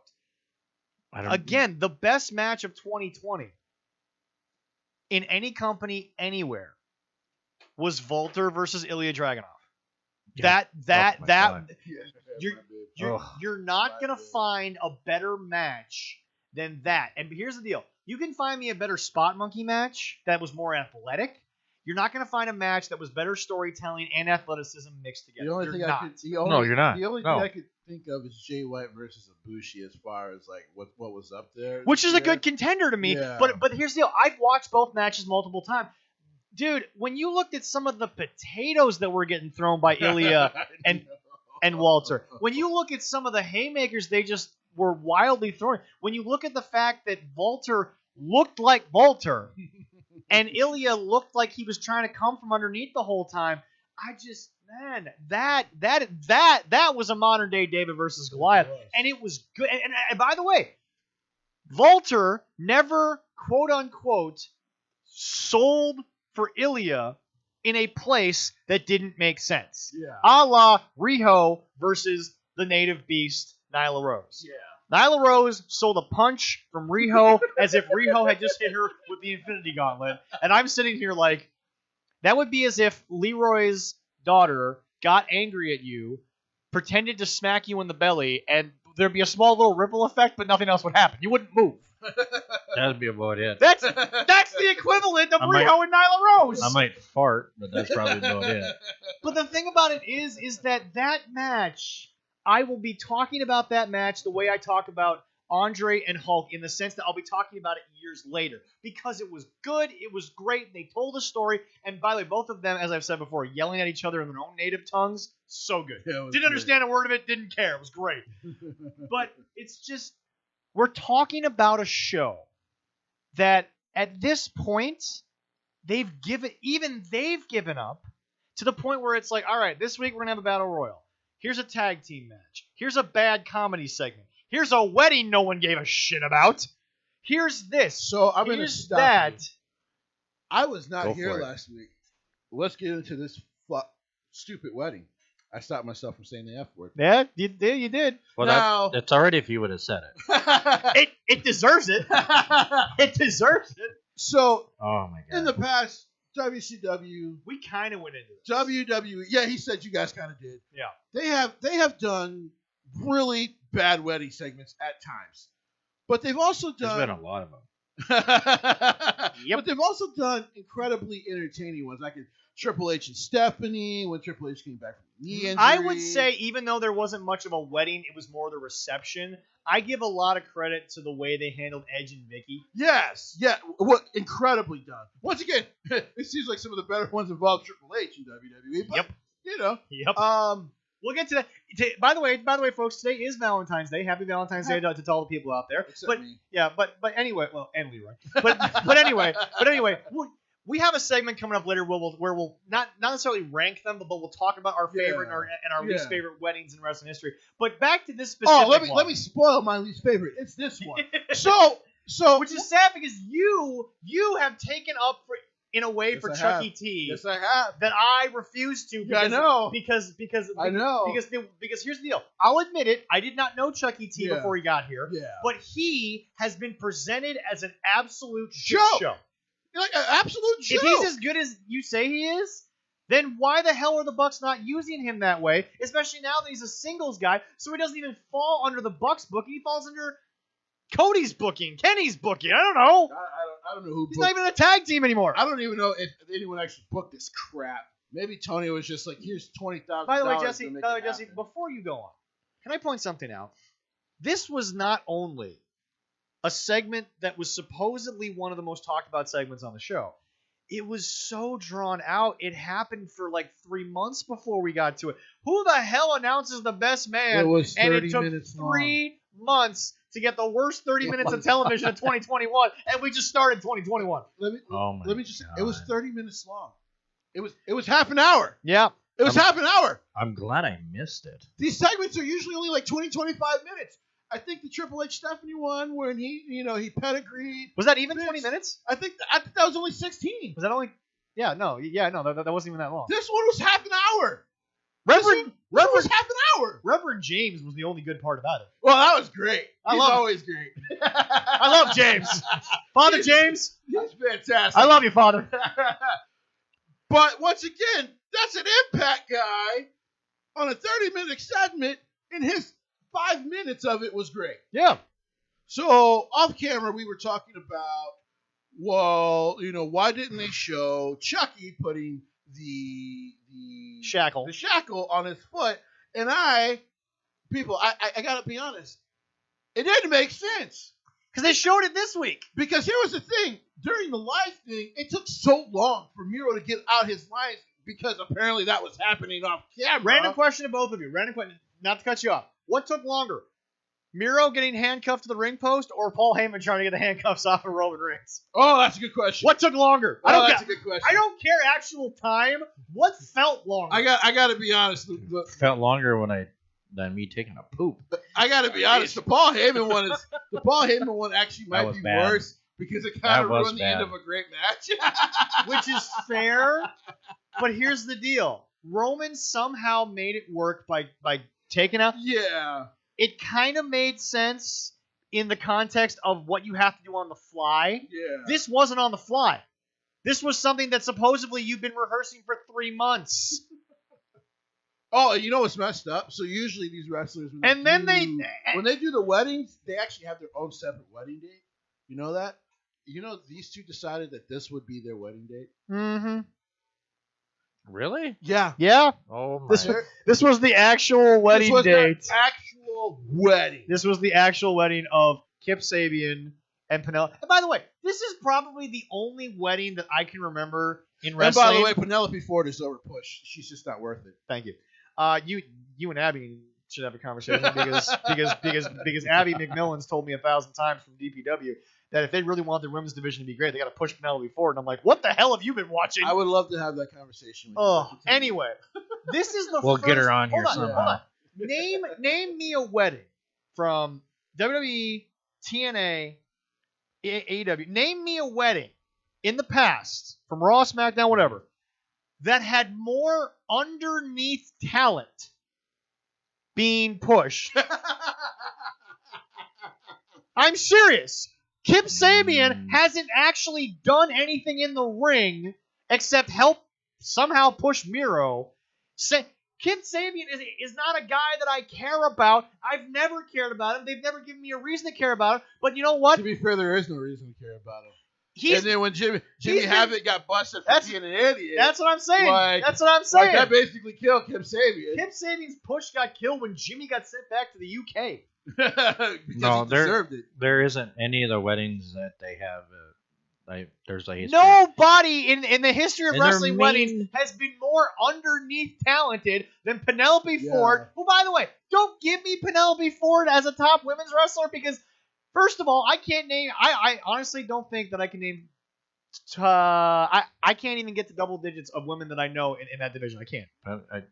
She can be underneath, but that's something totally different. I could name off the women wrestlers.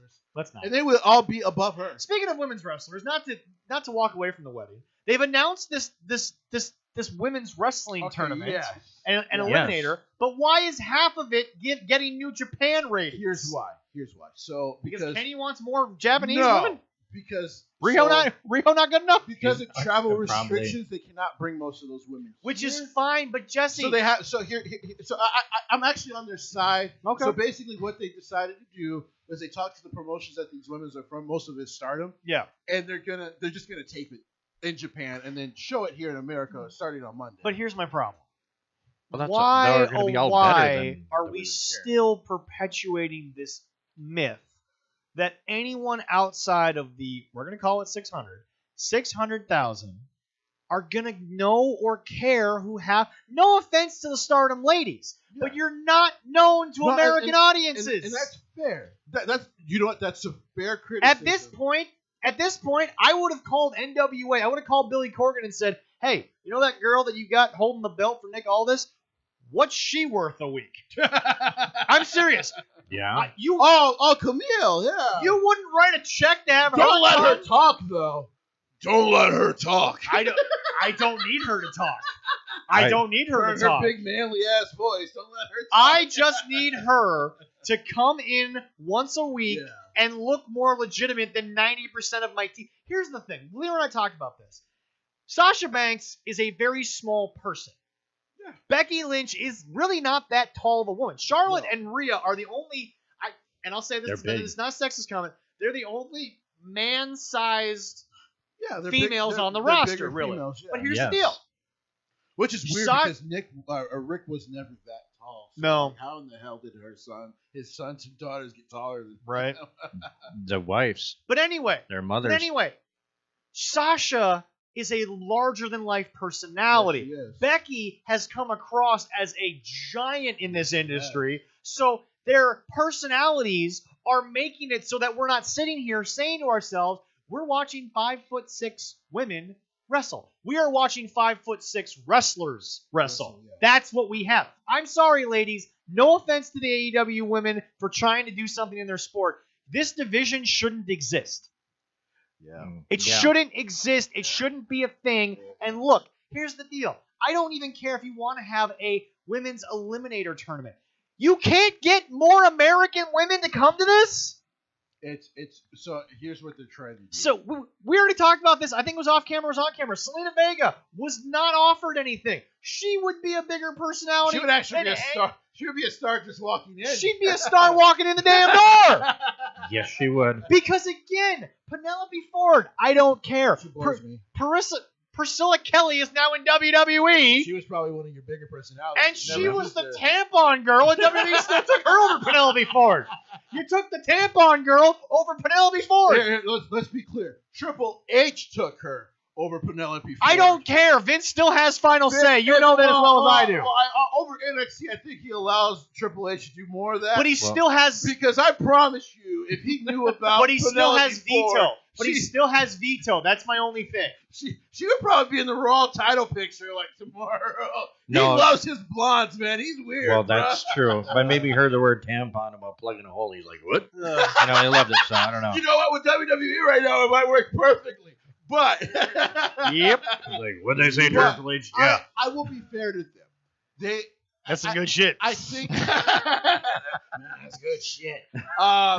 I think they're trying to do what WWE did with their women's tournament, which of course had a lot of women from around the world. And yes, they didn't. Most people did not know Dakota Kai and most of these women. The difference is, are you talking about what they're doing with the Mae Young Classic? Yes. Okay, they're starting to build that up again. Yeah, because they're going to start that soon. But hold on, time out. Before you go on, it's a great thing that you brought that up. Yeah. I'm going to let you finish, but I want to point something out. They gave every single woman in that tournament star treatment. They did. You cannot tell me that every woman that was in that tournament did not come off looking like a star. Because, I mean, Bianca Belair, that was her debut match, and she looked great in defeat. Bianca Belair, as of right now, there is no one close. Which I believe was to Serena Deeb. Yes.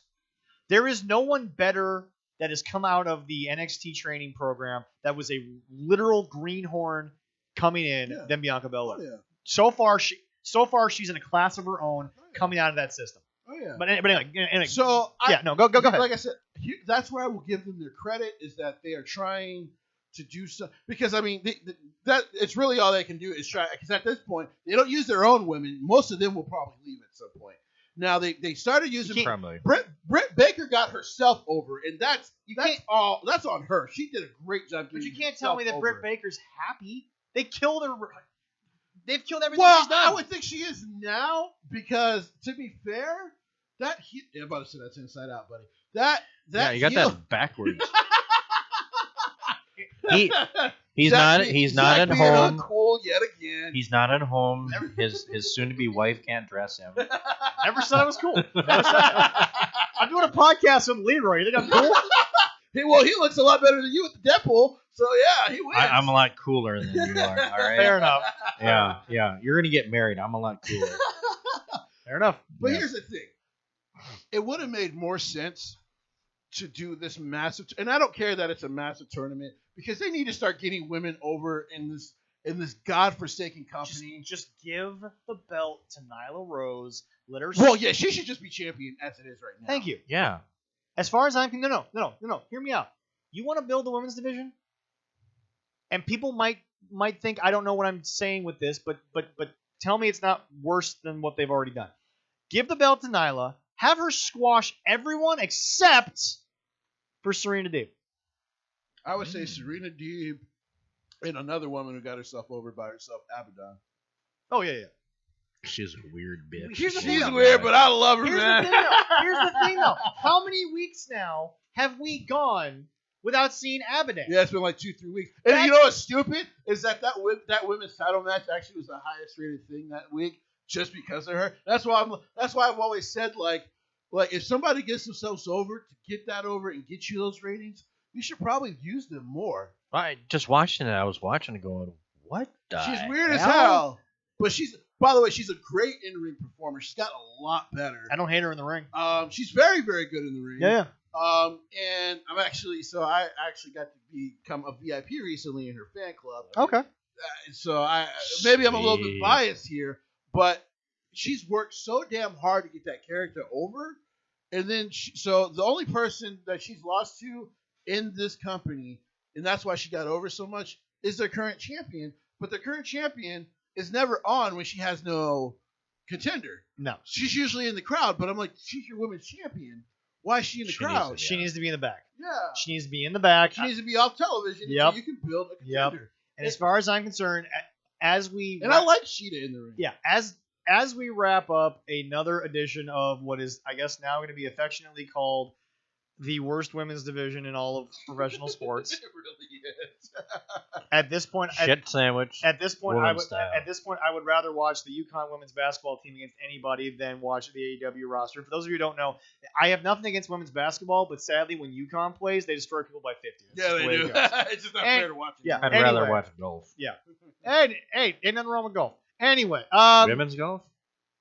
It's actually incredibly entertaining. Okay. I'll watch the old EPGA, the old guys golf. Yeah, that's bad. Anyway, so now back to this abortion. I'm sorry, wedding.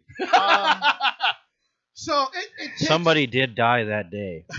Was it us? Not the man. It probably was. Somebody died. It takes 10 minutes for him to put these cuffs on. Yep. Which okay. And by the way, we all know why Miro's toast sucks so bad because he was trying to figure out why it was taking so long to freaking put the damn cuffs on. That's right.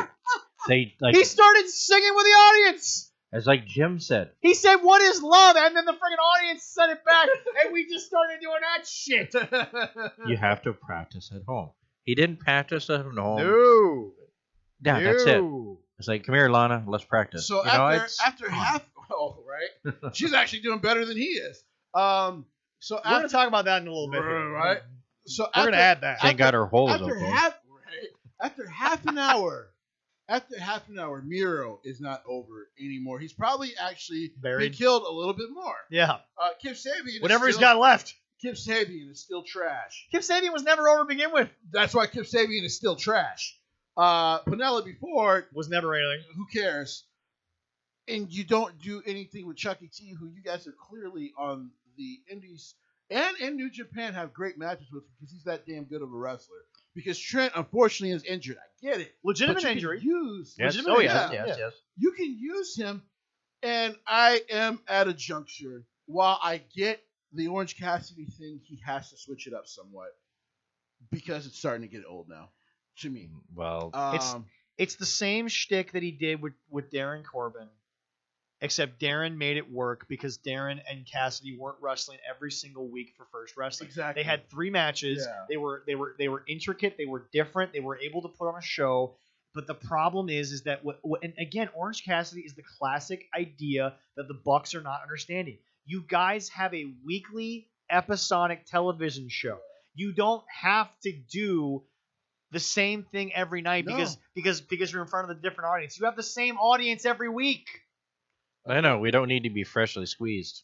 Thank you. I will say again, this: he could be a marquee player. At this point, Orange Cassidy is nothing but pulp. He could be. And I just said that. I'm gonna let that sit there. And it's not even good pulp. No, it's the fat kind. It's the stuff you drink and you know. He could be a marquee player, and I don't mean like as a world champion. No. I understand. He could be a marquee seller of merchandise. I agree. And things of that nature. A shirt of himself, wearing the shirt. Like, I mean, listen. Doesn't he sell a lot of merchandise? Yeah, he does. But like, and he could be your first crossover guy because I mean, even someone like me who never heard of him until I saw AEW, and then I started, I went back to look at a lot of his stuff. And then I started to get the gimmick, and then it started to make me laugh. And now I'm like, okay, I'm done with the laughter. And then you watch him grab that rope, and it drives you nuts. Because really, after Brody Lee, I've been like, well, what's going on anymore? Because I thought that was his peak. Because that was the first match I saw him where there was no jokes. Because he understood he couldn't take that dude for a joke. And he showed that he's a capable performer in the ring as well. I have never denied the athleticism of an Orange Cassidy. Yeah. If Orange Cassidy... He's a great... And I have nothing against anyone except for Mike Quackenbush of the Chikara world. I get what Chikara's niche was, but if Orange Cassidy had been picked up by NXT, he would have been given a somewhat serious gimmick. I don't care if he never has to talk, but he would have been taught how to athletically perform in a way that would have made sense. Yeah. Because, again, the athleticism of Orange Cassidy is phenomenal. He can do so many unique things. But the gimmick, and yes, I realize he got it over, but it's not going to get over when it's seen by the same people every single week for a year. I agree. And no talking works. Dexter Lumis. Yeah. The difference with Dexter Lumis is that, remember, Dexter Lumis is just now getting the TV exposure that Samuel Shaw never got. Yeah. It's basically the same gimmick without the talking. Yeah. But Samuel Shaw got minimal exposure in TNA. Yeah. Back when TNA was just being phased out. Yeah. Samuel Shaw was there during like the last couple of days. Yeah. And now you've got Lumis, but while he's been there for a while, his actual on-screen persona has not been watered down. No. It has not been shown to me for over a year. And everyone's like, well, he's been the same guy since day one. He's been over a year. I'm like, the difference is he's worked with people that could carry him. Yeah. Cameron Grimes can carry a storyline with a guy that doesn't talk, because Cameron Grimes can talk to the moon and back. To the moon! I was going to say, he does and now he's rich. And now he's rich. I cannot wait to see how this plays out. What? He's what? Did I? So what he invested in GameStop. So he's rich now. He's rich. He's got more money than he knows. He's got enough money to go to the moon and back. And then also the stock market. He invested in Dogcoin though, so we'll see how that goes. Oh my. Anyway. Yeah, that's not going to be. He's not rich anymore. No, but Dexter Lumis you can't compare to Orange Cassidy, because Orange Cassidy has been, I hate to say it, he's been the lead in some of his storylines as the non-speaker. Yeah. And the one time he talked, it was a global warming bullshit for Eric to make a joke off of. I mean, which could have been funny, but unfortunately, Jericho played it the wrong way. He did. Here, like I said, he could be your first crossover star. I know Cody thinks he can do it. Yeah.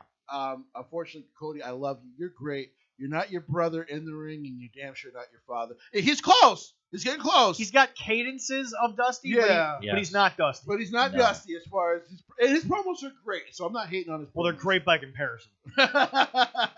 What, to wrestle by on his show? No, I'm just talking straight Orange Cassidy. Oh, well, Claire can do better promo than Orange Cassidy. He doesn't really do That's promos, the bar. Though. Sorry, that's the bar. Evan does a better promo. Yeah, that's the bar. Anyway, but no, okay, so everybody lost in that wedding. Everybody did. Even the bride? Well, she loses every time I have to see her. But hold on. We're forgetting the most important thing. That it ended? No. Oh, dang it. Hold on. Orange Cassidy. Round of applause. Hold on. We are forgetting that I actually have no choice. I deserve a round of applause. Hold on. There we go. I actually, according to the internet, I must eat my first crow on AEW, because think about this. Orange Cassidy, despite what I've said for this entire 40 episodes, folks, he is now more over. You want to know why? He came out of a cake. He's not over. Oh, yeah, I heard about he came out of a cake. He didn't come out of the box, therefore he's not over. Anyway. Well, oranges out of the box always suck. There is only one good thing that ever came out of cake. That was in Under Siege. And a Playboy bunny came out of the cake. All right. That's it. Beautiful. But like I said, no one's more over. Everyone loses. And at some point, we're going to get the tag match where it's Chucky and Orange Cassidy against Miro. Miro, listen, he was underused in WWE. We've never denied that he's been underused, but the thing about it is that you came here and this is all you're doing? You think this is better? He's only been booked like he should have been. Maybe once or twice. In the same night once or twice. He's had like one good night. I mean, first of all, why were you blonde? Can we start from the beginning of Miro? Why were you blonde? Oh, he decided to do that after he left WWE. That was his personal choice. Was he talking to Cody? Let me explain Miro. Well, he doesn't have a neck tattoo yet. So hold on. I am actually happen. going to say 5 things, and I want you to tell me yes or no. These 5 things, and we finish the 5 things before you give your results. Okay. These 5 things are the only things you need to know about Miro's time in AEW, and it will describe everything perfectly. You don't have to go back and watch it. Okay. The worst announced debut I've seen in 20 years. Yeah. A Minnie Mouse T-shirt. A bad wedding toast. Twitch, and a video game system. Yeah, it's been horse crap. Nothing was wrong of what I just said, and I have summed up the entirety of Miro's 3 months in 5 freaking things. I get why they paired him with Kip. They were trying to also help Kip at the same time, but you haven't booked him very well. Well, but here's the deal: Kip can't get booked better if Miro has no following there. Well, Kip can't get booked better because it's Kip Sabian. But, he's incredibly athletic. He's really good. There's a lot of athletic guys don't make it Yeah, wrestling. put him in a tag. So you can't team with Jimmy Havoc, who was carrying. On a good night, I'm athletic. Because he's a terrible promo. Hasn't been one of those nights in a while. His promos bore me because they're all, I'm the prettiest guy in the world. Yeah. They have terrible He also weighs 130 pounds. Because he's a brummy. I say I'm the prettiest guy in the world in the morning and try to make my feel better, but it doesn't always work. And then your mirror gets another crack in it. There we go. Miro should have been put as a top heel. But then again, they've also proven right away that they failed at that. Yep. And they don't know how to do that. But now that we're done off that wedding, because I'm done speaking about that wedding, because it's the worst wedding I've ever seen in wrestling television. And there's been some bad ones. That bar's high, too. I mean, that's a high bar. There's been some crappy weddings. The bar has now been set in Jesse's mind. I've enjoyed some of those wrestling weddings. They've been funny. Oh, that's what I'm saying. Some of them have been great. Once again, as we get back here, folks, we're going to transition into the fact that once again today is Valentine's Day. We have some Valentine's Day themed stuff for you. First of all, we must give a wonderful, warm shout out to the newest member of the Raid and the Viking clan, Sarah Logan and Eric. Definitely. Eric Congratulations, finally having their child. Wonderful moment. Absolutely phenomenal for them. This is why Sarah Logan should be brought back as a beast. 44 hours of labor. Wow. 44 hours. Okay, yeah, 44 hours. Raymond Cash Rowe. 8 pounds, 11 ounce. That's a big kid, too. 21.75. That's a professional wrestler if I've ever heard of it. 21 inches. That's a kid of a Viking if I ever saw it. So once again, we give our wonderful shout out. You and I, Leroy, talked about this. I don't think Jesse was on the show yet. That too, but hold on. Hold on. All right. We'll get there. All right. No, it's like Jesse. I don't think you were on the show yet, but Leroy and I talked about this. Sarah should not have been under-mentioned because her pregnancy came shortly after Becky. Obviously, Becky took over the world with hers, but that does not understate the fact that Sarah obviously got pregnant around the same time as Becky. We wanted to make sure she got proper. Yes. Definitely. Love for that. Also, another thing we have here. Wonderful. I think this is great. They are two people that I think I've seen are great for each other. Congratulations to Mia Yim and Keith Lee. Yes. Nothing but the best for those two. We all know Mia's past has not exactly been the best. We know Keith, obviously, due to the Speak Out movement, had his own past issues. They are two people that I think have both had scars, but they found a way to be together. Together, they will make beautiful babies. Beautiful Black and Asian babies, because they will be limitless. There we go. That's my key. Very well done. Very well done. Where's the cricket? Where's the cricket soundbite? Anyway, no. I gave applause to that one. It's Oh good, my it's god. good. Do we need to laugh at this? No. I don't have a. Round of applause is fine. I don't have a cricket sound. Anyway, I gotta find that. Anyway, so no, but no. On a real shoot note, these are two people that it's been well documented the issues they've had in their personal lives before WWE. I'm glad they were able to find each other. It seems as if these are people with scars that hopefully have come together and can find a way to heal those scars as best as possible. The next scar is for me to get the hell out of Retribution, but that's a whole other thing to get into. Well, it's interesting because according to KFAB, Mia Yim is currently in a group that is trying to destroy everything that Keith Lee holds dearly. So, Yeah, it's kind of whack. Anyway, but also we have a situation where we are now back on the road to WrestleMania, and Seth Rollins finally came back. Why he was an entirely leather suit, I don't know. That was the man. Unless his underwear and his socks were leather, I mean, he was decked in leather. I mean, my God. It didn't look like he had socks on. We probably did because he's. So I wanted to get into this with you guys. It was a very interesting. I love how socks are a transition. As we're, discussing when he came in, the biggest shock for me is his entrance music. Yes. Burn It Down. Yep. Yeah. And I was like, okay, what the hell? Yeah. And then he cut the promo. So yeah, he returned. So me and Leroy. It was announced a month ago. Yes. Then they did nothing with it. Yeah. Then he came back at the Rumble. Yes. And then they waited 2 weeks before he finally showed up on SmackDown. Yes. Yeah. So I think part of it is we still got to do our TV, but at the same time, you can still be home with the kid. By the way, folks, they're both in Florida. Yep. He's not being forced away from his child. Nope. He's being forced to go back to work and earn his money after 6 freaking weeks. Because I'm not sure if anyone's seen the new picture with Becky and the cats and the kid. Like, I hate to tell people, but if she decides to come back, it might not be this year. She looks very, very happy. Well, I don't even think it's that. I think it's a matter of you got to make sure that she comes back to the right thing because again, we said the pregnancy thing was almost one of the best things that could have happened because she was able to leave on top without being buried.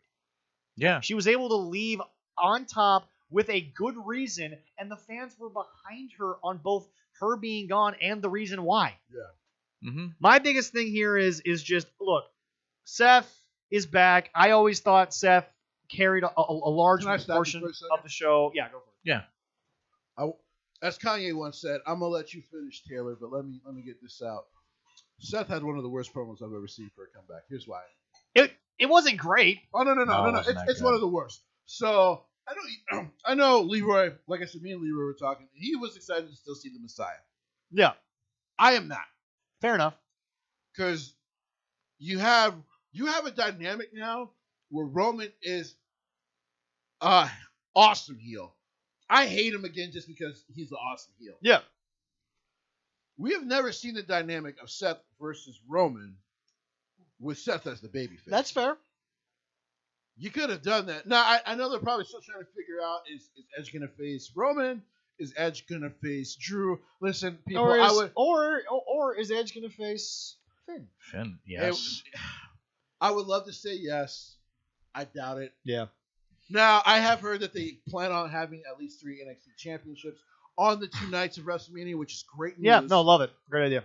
But I don't think they'll put Edge in that with it. That's a Vince choice. Okay, cool, whatever. I'm done with it. I've accepted that Vince sees it as what he sees it as, and I'm done with it. Yeah. Here's why I thought it was a roast promo. Okay. He started off so this was basically Alexa's promos from back in 2018, where she would always try to act face and then go back to heel. Right. That's what this was. Okay. Mm-hmm. He did it terribly. But and in my opinion, while I am on Jesse's side, Alexa made it work, but Alexa had that sort of sad girl eye look. Yes. That then was able to turn into what she was. The problem with Seth coming back was that while I don't think I'm 100% tired of it to the point where I want the Messiah gone, I'm sitting here saying to myself, I don't know where the Messiah can go after the whole Murphy thing. I mean, it's starting to look like he could fight Cesaro. He could fight Daniel at Mania. Is he in the chamber, Seth? Seth no, is he's not in the chamber. Okay. Which is why I was like, okay, because the rumor is that they are more leaning towards Edge versus Drew for WrestleMania, which I'm cool with. Yeah. And having Roman headline night 1, I'm cool with it. Yeah. No issue there. But if you're gonna do that, I thought when I was thinking to myself when Seth was gonna come back, I heard like himself. I heard the music, I saw Embrace the Vision, and it was all in red, and I'm thinking we could have a tweener, really cool. Yeah. Because at first when he's talking about being a dad, I'm like, we could have a really cool version of Seth Rollins here that decides to go, I was wrong. Because it felt like that's where he was going. You know what? I was wrong, and you know what? I can't stand Roman, and I'm gonna deal with Roman for the locker room. Okay. Yeah. You know what? That would have been cool because it would have been a change of his character. Yeah. He could still partially be the Messiah, but be the guy like, hey, you know what? I've seen what Roman's been doing, and one of his greatest lines in the feud with Roman is, "There's 3 things that are certain: death, taxes, and Seth Rollins beats Roman Reigns." Yeah, yeah, exactly. Yeah, you want to know who's in for SmackDown? For right now, yeah. It's Cesario, Daniel Bryan, Jey Uso, Kevin Owens, King Corbin, and Sami Zayn. That's who's in the chamber. Who was before Sami? King Corbin. Corbin. Okay, yeah. Oh, you know he ain't winning. No.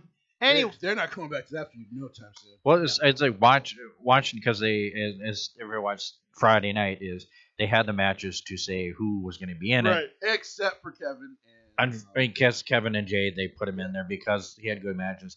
Well, the only bad part about who they booked for doing the match, because it was a set of tag matches, is I knew I know who was going to win when I saw who was going to be part of it. Yeah, you knew they're not putting Rey Mysterio's baby boy in that damn chamber. No, they're not going to put Rey and Dominic. And then after seeing that win, then you see who got up next. It's like, well, of course it's going to be Daniel Bryan and Cesaro. They're not going to put the Dirty Dogs in there. So I go to a Reddit chat that talks about WWE a lot. Yeah. And I made the joke, and it got a lot of likes. I'm like, who wants to bet with me tonight? Because it was a live thread. I'm like, who wants to make a bet with me tonight that Dolph Ziggler takes this pin? Yep. Right. But he's the show off. He is the guy. Well, yes. Yeah. All right. So now we are here. It is Valentine's Day. Of course, it would not be a Valentine's Day. And by the way, we are recording on the day of Valentine's Day. Today it's going to be up tomorrow, but hey. Huh? I said it'll be up tomorrow. Yeah, exactly. But hey, today's Valentine's Day. Today is a perfect day to talk about love, wrestling, and wrestling weddings. Because, ladies and gentlemen, what WWE has famously done over the years is given us a wonderful time where we can stop and celebrate the union of 2 people, and we all know how it's going to end, but we all still love to watch it like a bad car wreck. Anyway, so we have weddings from TNA, we have weddings from WWE. We sadly have to throw in the wedding from AEW because it happened. They even have some WCW. We even have some WCW weddings, but here's a fun question to ask. Yes. If you guys, it's a little trivia. Okay. This website I found with weddings is who has been involved in the most wedding ceremonies? Triple H. Is it Triple H? No, it is not. Interesting. Who is it? Well, you were halfway there. Stephanie? Yeah. It's Stephanie. Oh, with Tess too. It was Tess. 4 ceremonies. Yeah. She has done 4. Yep. And also Billy and Chuck are the only 2. Billy and Chuck. Yes. I was there in Minneapolis when that happened. Ladies and gentlemen, let us sit here. That was phenomenal, by the way. Let us talk about some of our favorite unions and some of our least favorite unions, although we already know Jesse's least favorite. Well, we know one of them. I spoiled mine. There was one night in Vegas. The drive-thru in Vegas. There was the night Aces and Eights debuted in Impact. Yes. Yep. There was the night that, again, you and I talked about off camera. It was more of a reception, not a wedding. Edge and the debut of Alicia Fox, I guess you could say. Vicky did Hell Hath No Fear like a woman scored. Vicky Guerrero, that was one of your best nights ever. Because she just went straight like friggin' evil mode. And to be fair, that was one of her best runs ever because then she just wanted to punish Edge. Yeah, exactly. And then, of course, there was the one that we all, and there was obviously Chuck and, there was Chuck and Billy. And Billy. But now we have to go, and I think we should start at the very pinnacle, at the top, the one that made us all cry, because it's the only one that was so real to all of us. Ladies and gentlemen, the Macho Man and his wonderful bride, Lady Leroy. Well, yes, Miss Elizabeth. Thank you. Oh my God. Ladies and gentlemen, that wedding to this day still warms the hearts of all wrestling fans because it was something that it's the only wedding that was played up so well that we all just wanted it. We all just wanted to see Everybody it. was crying. It was so good. Thank you for that happening. But let's say this: it did go on to a good feud right after that. It was great.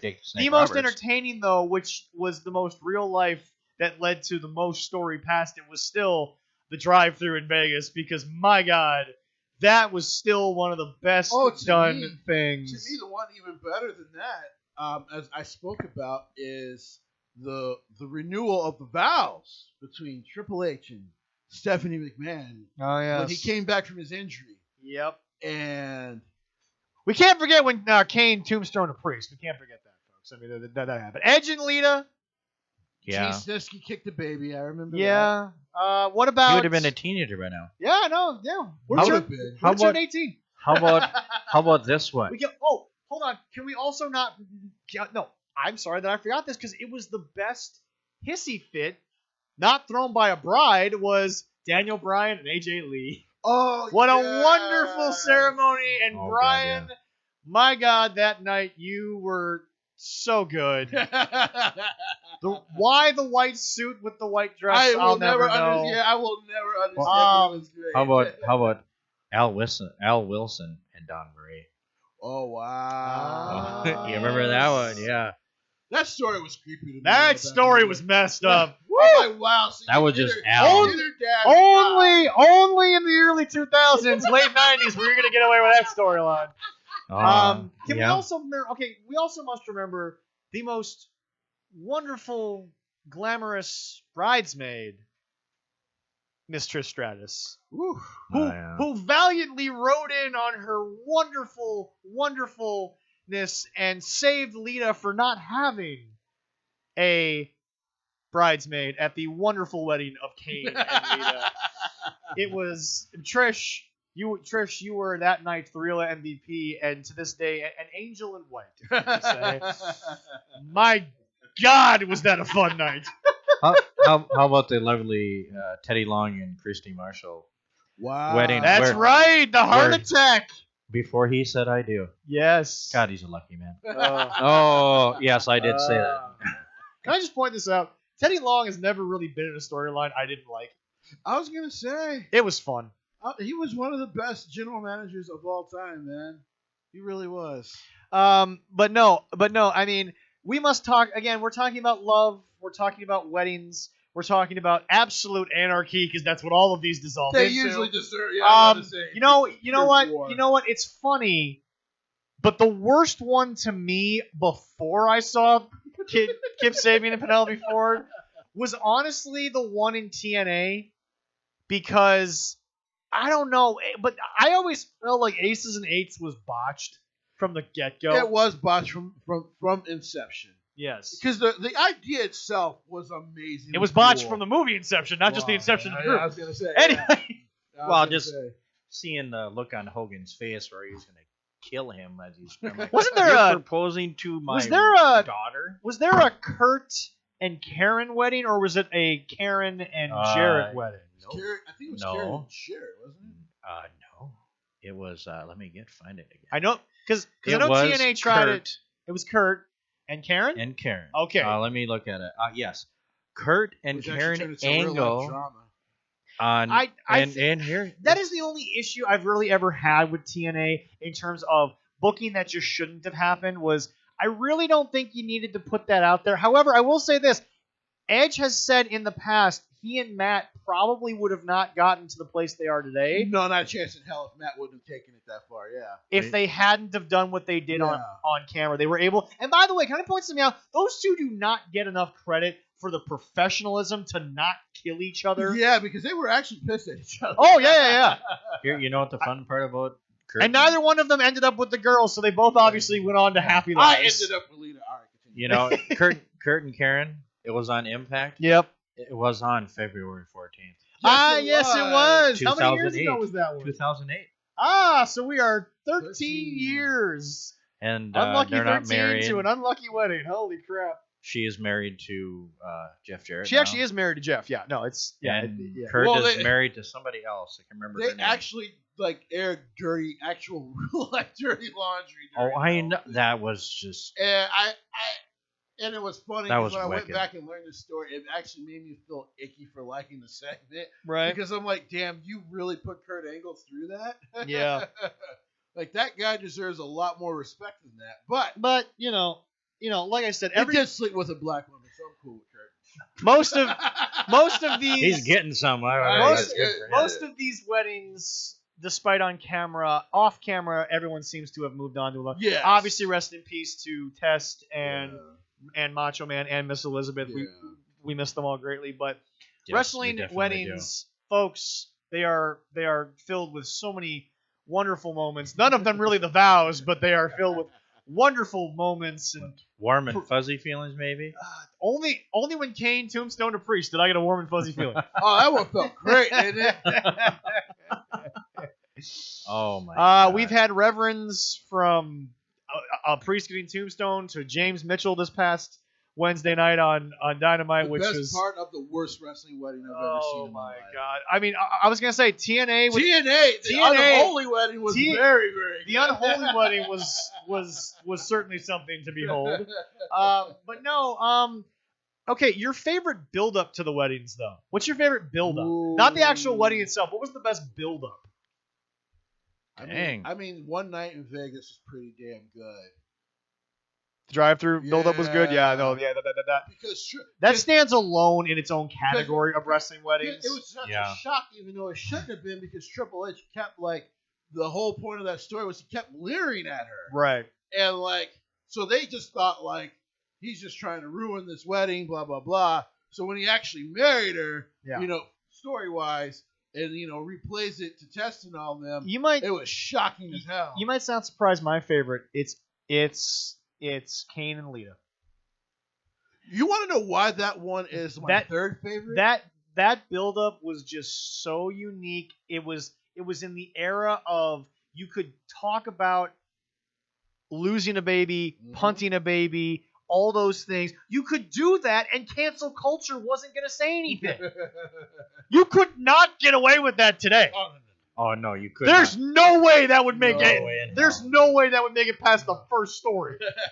Holy crap! I just want to get some cancel culture people in a room and be like, so you hate this? Put up modern day wrestling, and I'm like, watch this, because they did this on Spike. Holy shnikes! But what was even better about that was not just the build up, was the after, because then. For a while, Lita just embraced King, and King kind of became her personal monster. It was a weird, backwards sort of love story. It was so damn good. But I loved it. I enjoyed the crap out of it. And you know what? We got a very nice Kane versus Shawn Michaels match out of it, which I enjoyed. Yeah. Oh yeah. But no, that is my personal favorite. The Unholy Wedding had a really great build in TNA. That was very well done. It wasn't bad. My biggest thing about it though is that again.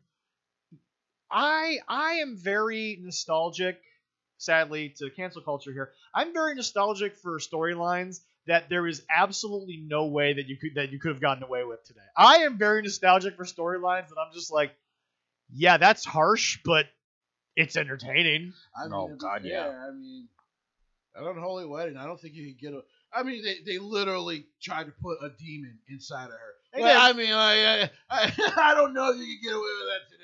Usually it's a demon coming out. Yeah. You got two of them in the other room. Well, they're not quite demons.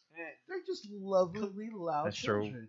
Throw holy water once in a while. Yeah, once in a while. Anyway, no, but Leroy. So, what's your favorite build-up? I don't know if I have one really. Really? I just enjoy it. I mean, it's a good story. If it's a good storyline, I mean, the Edge and Vicky Guerrero. I mean, that was going for quite a while. That was quite enjoyable. Here's the difference, though. While that one felt like it took only about 3 months of television, I think so. Kip Sabian and Penelope Ford has felt like it took the entire 2020. Oof. I don't know what was worse in 2020, being locked down or actually having to deal with this whole for best man wedding thing. Oh, I mean, yeah, there's worse, but that's pretty damn bad. It's pretty damn horrible. That was pretty damn bad. Oh my god! I got nothing to argue with that. So as we sit here and we say Happy Valentine's Day all to the couples, we say Happy Valentine's Day to Seth and Becky. As we've said, their girl is as healthy as can be. A big shout out to Jason from the 13 Cards family. He and his lovely wife Kelsey just had their boy. Yep. Yeah. So that's a wonderful thing. Kelsey. put on Facebook recently that she had a few complications afterwards, had to go back to the hospital. She's fine now. A big shout out. Love to them. Jason, I apologize if you didn't want that out, but it's on her Facebook, so it's obviously public knowledge. And we are obviously wishing her and them nothing but the best. Absolutely. He is he's a friend. The kids are well taken care of. Yeah, I know. I just saw him at work, and I just looked at him and said, "Yeah, you got a real handful at home, don't you?" Yeah. Yep. Also, we would like to talk about the love story between and we're gonna work this in between the off and on again love story of Lana and Nia Jax. Oh. And ladies and gentlemen, Nia Jax is gonna lead us into our next segment. If you are looking for some spice in your life. Maybe not just on Valentine's Day, but if you are looking for some spice in your life, it's not going to burn your... Oh, hold on a minute. Unfortunately, oh my God. My internet messed up. Did you mess it up? What? Shut the system off and be done. Anyway, if you would like yourselves a good old sauce to put some spice in your life but not burn your hole... Sorry, Al, that's the best we can come up with this week. We recommend our personal favorite hot sauce, the hot sauce that we have here at 13 Cards, the official hot sauce of 13 Cards, Haitian Heat, which once again, we put that shit on everything. Yes, we do. We've had that now for almost 3 weeks. That stuff still has the same kick it did. It's almost getting better. Yeah, with each time I use it, it actually starts to taste better and better. I have been recommending it to a lot of people. So have I. And I've been telling, and it's interesting. I've been recommending it to a lot of people who work out, and they're like, I'm not looking to add stuff to my food. I'm like, no, you don't understand. This was invented for people working out. Yes. Because a buddy of mine, Scott, who's a gym rat, forever, he's been telling me all this stuff about trying to get better with everything. Yeah. But the problem comes out with him being that he meal preps. Yeah. And my biggest problem with the meal prepping comes down to this. It's very difficult, in my opinion. I don't like meal prepping because the meals that I've seen I have to prep is plain chicken and just straight, normally brown rice. I guess white rice gets a bad rap. White rice is another one. Yeah. White rice gets a bad rap because Americans don't know how to cook it, right? well, interesting enough, my dad used to work with a man who of Japanese descent, and his mother was from Japan. Even she said the only way to get really proper rice, you got to use a rice cooker. Yeah. You have to have a rice cooker. I worked at a Chinese restaurant. They used a rice cooker. Yes. Because that was the only way to properly get. Now, yes, the fried rice, obviously, rice cooker then went in, but correct. Anyway, but no. This is a hot sauce that has 4 of the hottest peppers in the world. It's got other peppers going with it. But this is one that it will not add any issue to your training regimen. It will also add flavor and context to those meal preps that I've said have been very boring. It's something that you can use, but whether you just like hot sauce or you just want to train, it can be used at any time in the year. It is also not, and we've talked about this, it is not a hot sauce. It is a flavored hot sauce. There are 2 completely separate things. There is. Obviously, when you look at places like Buffalo Wild Wings, who have their challenge wings, that's designed to hurt your... Still don't have it? Oh, it's getting there. It's getting there? Okay. All right. All right. The problem there it is. There we go. I was going to say, I don't have that many jokes left. I need the soundbite from jokes go away. Anyway. No. It is one of those situations where it's not going to burn to the point where you can't keep going. Correct. You could, we sat here and we dipped it constantly. Yeah. It's got a lemonade. But then again, going back to the Chinese restaurant I used to work at, you've obviously eaten at a company, Max Orient up at the mall there. Yeah. The teriyaki sauce there, which to me is one of the most flavorful teriyaki sauces I've ever seen. Yes, it is not a fixed. Whenever people think teriyaki, Leroy, you probably know this as well. When you think teriyaki, you think of a very thick glaze type sauce. Yes. Her teriyaki is incredibly watery, but it's got a lot of flavor to it. Yeah. This is literally like a bottle of water, but you're getting a ton of flavor in it. You are. You're getting an absolute amazing flavor to it. And by the way, again, it is made by Al. He takes care of all of it there. They make big batches. It's very flavorful, and everything about it is 100% able to be healthy. It's a local product that we love to obviously promote. But ladies and gentlemen, Haitian Heat on Facebook. And this is the one thing that it won't, hurt you, and it won't.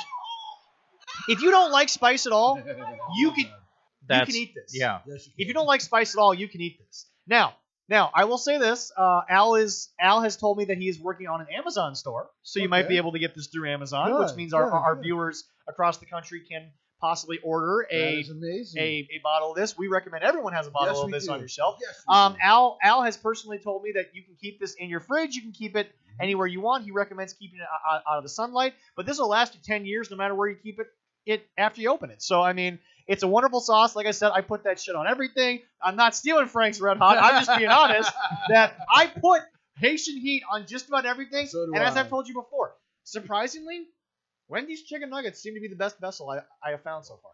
I'm going to have to try that. Yeah, Haitian Heat by Al Sands. Find it on Facebook. Get you some. It's incredibly flavorful. There is a number on there, too. There is a number on there. Not on the bottle. There's a number on their Facebook page. Yes, there's a number on the Facebook page. As soon as the Amazon store is up, we will definitely get that to all of our listeners. But once again, the official hot sauce of 13 Cards Subject Change. He ain't paying us, but he's giving us hot sauce, so I ain't going to bitch.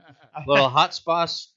It's only heat I'm going to get tonight for Valentine. There you go. There you go. My hot there sauce. You go. So you want to add a little spice to your night or a little spice to your hole there, folks. Actually, no.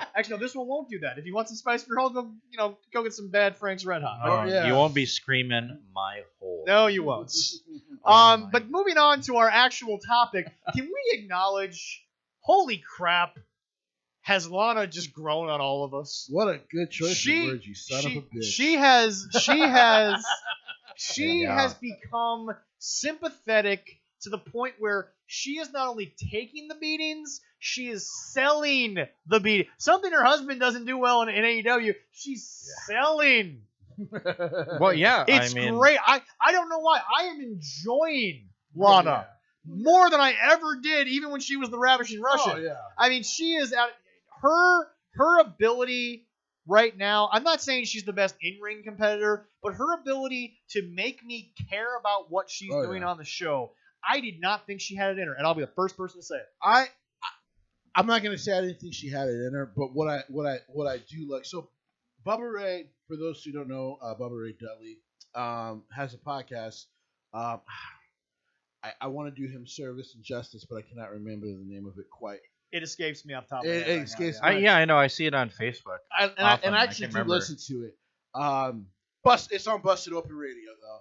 He brought up how much respect her colleagues have of her. Because here's someone who came to WWE. She really wasn't a wrestler. No. She had been trained to be a manager. She was a valet. She was a valet. Oh, yeah. She was a valet. And when they first brought her back as a wrestler, you could tell she was very green. Busted Open. And thank you. It's called Busted Open. Thank you. Yeah. So I was right. Yeah. And everything he said, I'm going to reiterate and give her this amount of props. People, this is why I do respect the new thing that WWE does of I try to give them some faith of, you know what, let's just take them off the television since we have nothing for them right now. We'll have them work. We'll have them get better. Which is why I said, not that Andrade isn't maybe one of the best in-ring guys. Once Selena was gone, there really wasn't much for Andrade. Nothing against Andrade, but they built that so much that once Selena Vega was gone, there wasn't much else he could do in that. Not that he can't. I'm not saying he can't do it. Yeah. But there wasn't much. And by the way, I hate to be this guy. I'm not even mad at Aleister Black because he wasn't doing anything really of note at that point. They needed to do pull him off. He needed to be gone. It didn't make any sense. So anyway, you can give a lot of flack for this, but until you come up with something that, in my opinion, has been made better by the two guys in it, a la the Alpha Academy, until you find something like that where the guys are interested, why do it? I mean, it's just... Yeah. And so she's become a really good babyface wrestler. Oh, yeah. When she came back during the Royal Rumble. I was impressed of how she was carrying herself. I wanted so badly for Lana and Asuka to take the tag titles. I wanted that to happen. I did want so badly. But now... It's probably going to be... When Naomi will it happen? Is it going to be Lana and the Glow getting the tag belts? No. I don't think so. You don't think so? I get a sense...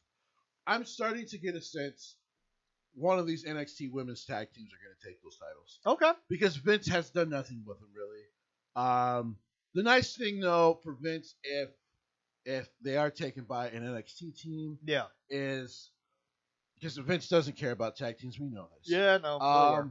And don't even get me started on women's tag teams.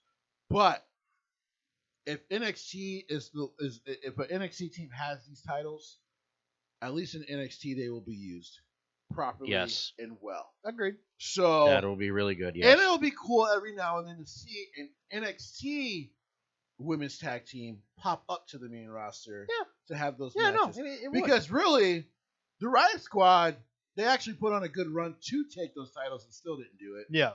And Naomi is an incredible singles wrestler, and since she's on Raw and they need something on Raw outside of Charlotte, that's why I think Rhea's gonna end up on Raw. Rhea should end up on Raw. Yeah. Supposedly she has a new look. Here's the deal. It's partially blonde hair. Here's the deal. Enough with this crap of she's like. Sexy as hell though. Rhea, 100%. Rhea, you can find me at Facebook on JK Radio. You can find me on Twitter. Wait a minute. I got you. Hold on. I get first dibs. You get third. I'm older. I'm gonna get first dibs. She is dating somebody, guys. Shit. She could also crush both of you. Anyway, and there's a red. I challenge him to a fight, Rhea. Is there a bad thing about that? Yeah, that's fair. But no. Here's the thing. People have been talking about the new look. Yes. People have been saying, why are you going to destroy the Nightmare? What's wrong with character development? What's wrong with somebody trying to get a new image that might be better than the last one? It could suck compared to the Nightmare, but here's the deal. You and I have talked about it 1,000 times, Leroy. I've been the person who I think has been at the forefront of what do you do with Rhea Ripley when she's done in NXT? Because unlike Raw and SmackDown, NXT is designed for you to have an end date. Yes. There is a life in NXT that is eventually... Johnny and Tommaso seem to be lifers, but that's their thing. Yeah.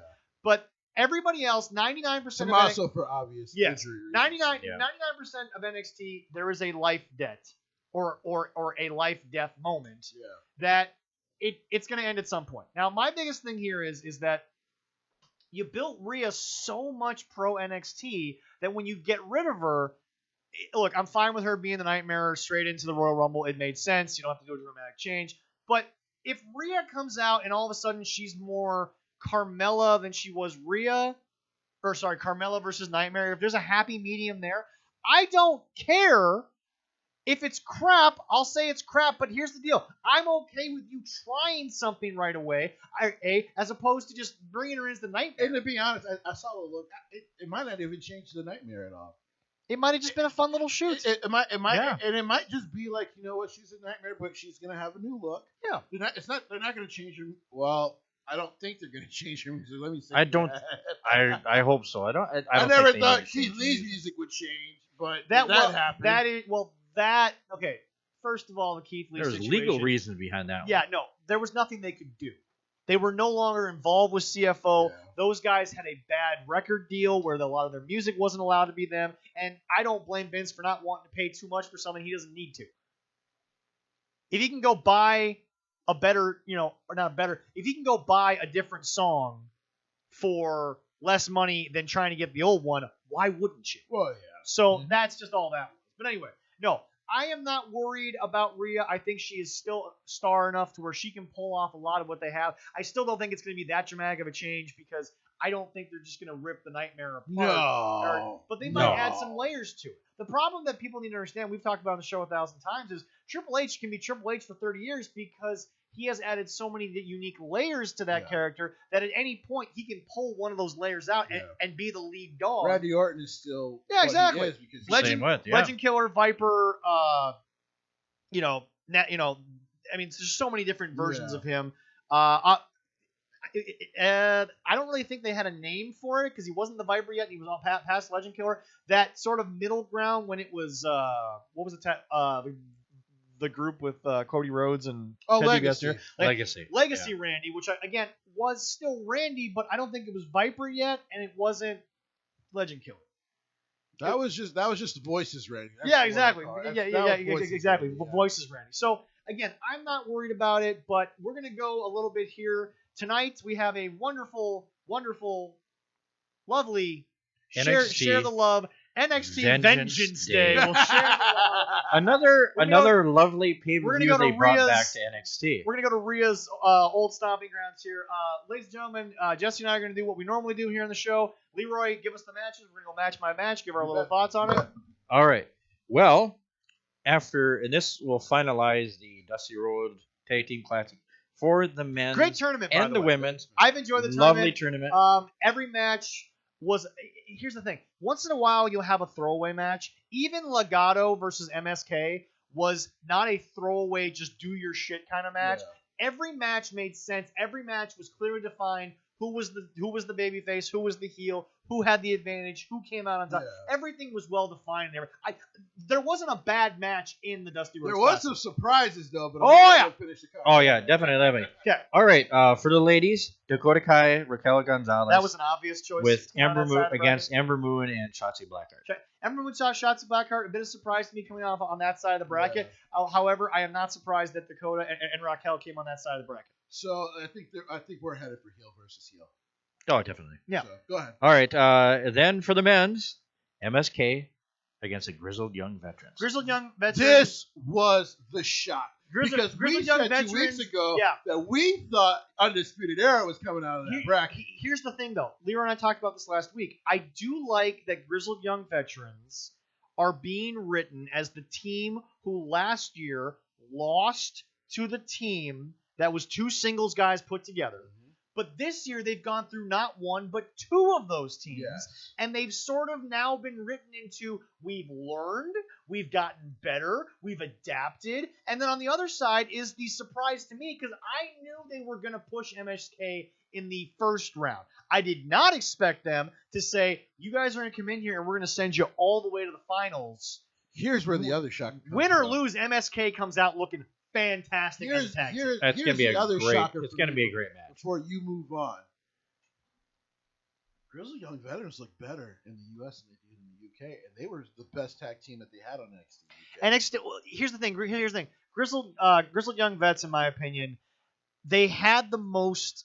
And yes, folks, in case you're wondering, there is a difference between the British strong style and the American style. Yes, Grizzled Young Veterans, to me, and I'll be honest, not that I hated them over there. I don't know why those 2 guys were ever on NXT UK, because I look at those 2 guys and I see an American-style tag team. Yeah. I don't see a British strong-style tag team. They're an excellent tag team, and it's incredible. They're a great tag team, but they just look better now. But that's because they're finally in their environment. Yeah. Imperium can wrestle any style. Those 2 guys are phenomenal tag team guys. But to me, Grizzled Young Veterans were an American style tag team that just happened to be 2 British guys who were in a British company, but they didn't fit the style of what that company they didn't fit the kingdom, if that makes sense. Yeah, it makes a lot of sense. If that makes sense. They were not meant for the kingdom. They were the outsiders to the kingdom, if that makes any sense. There. Anyway, but no, I think we all feel like Dakota and Raquel are either going to win or they're going to lose on some bullshit.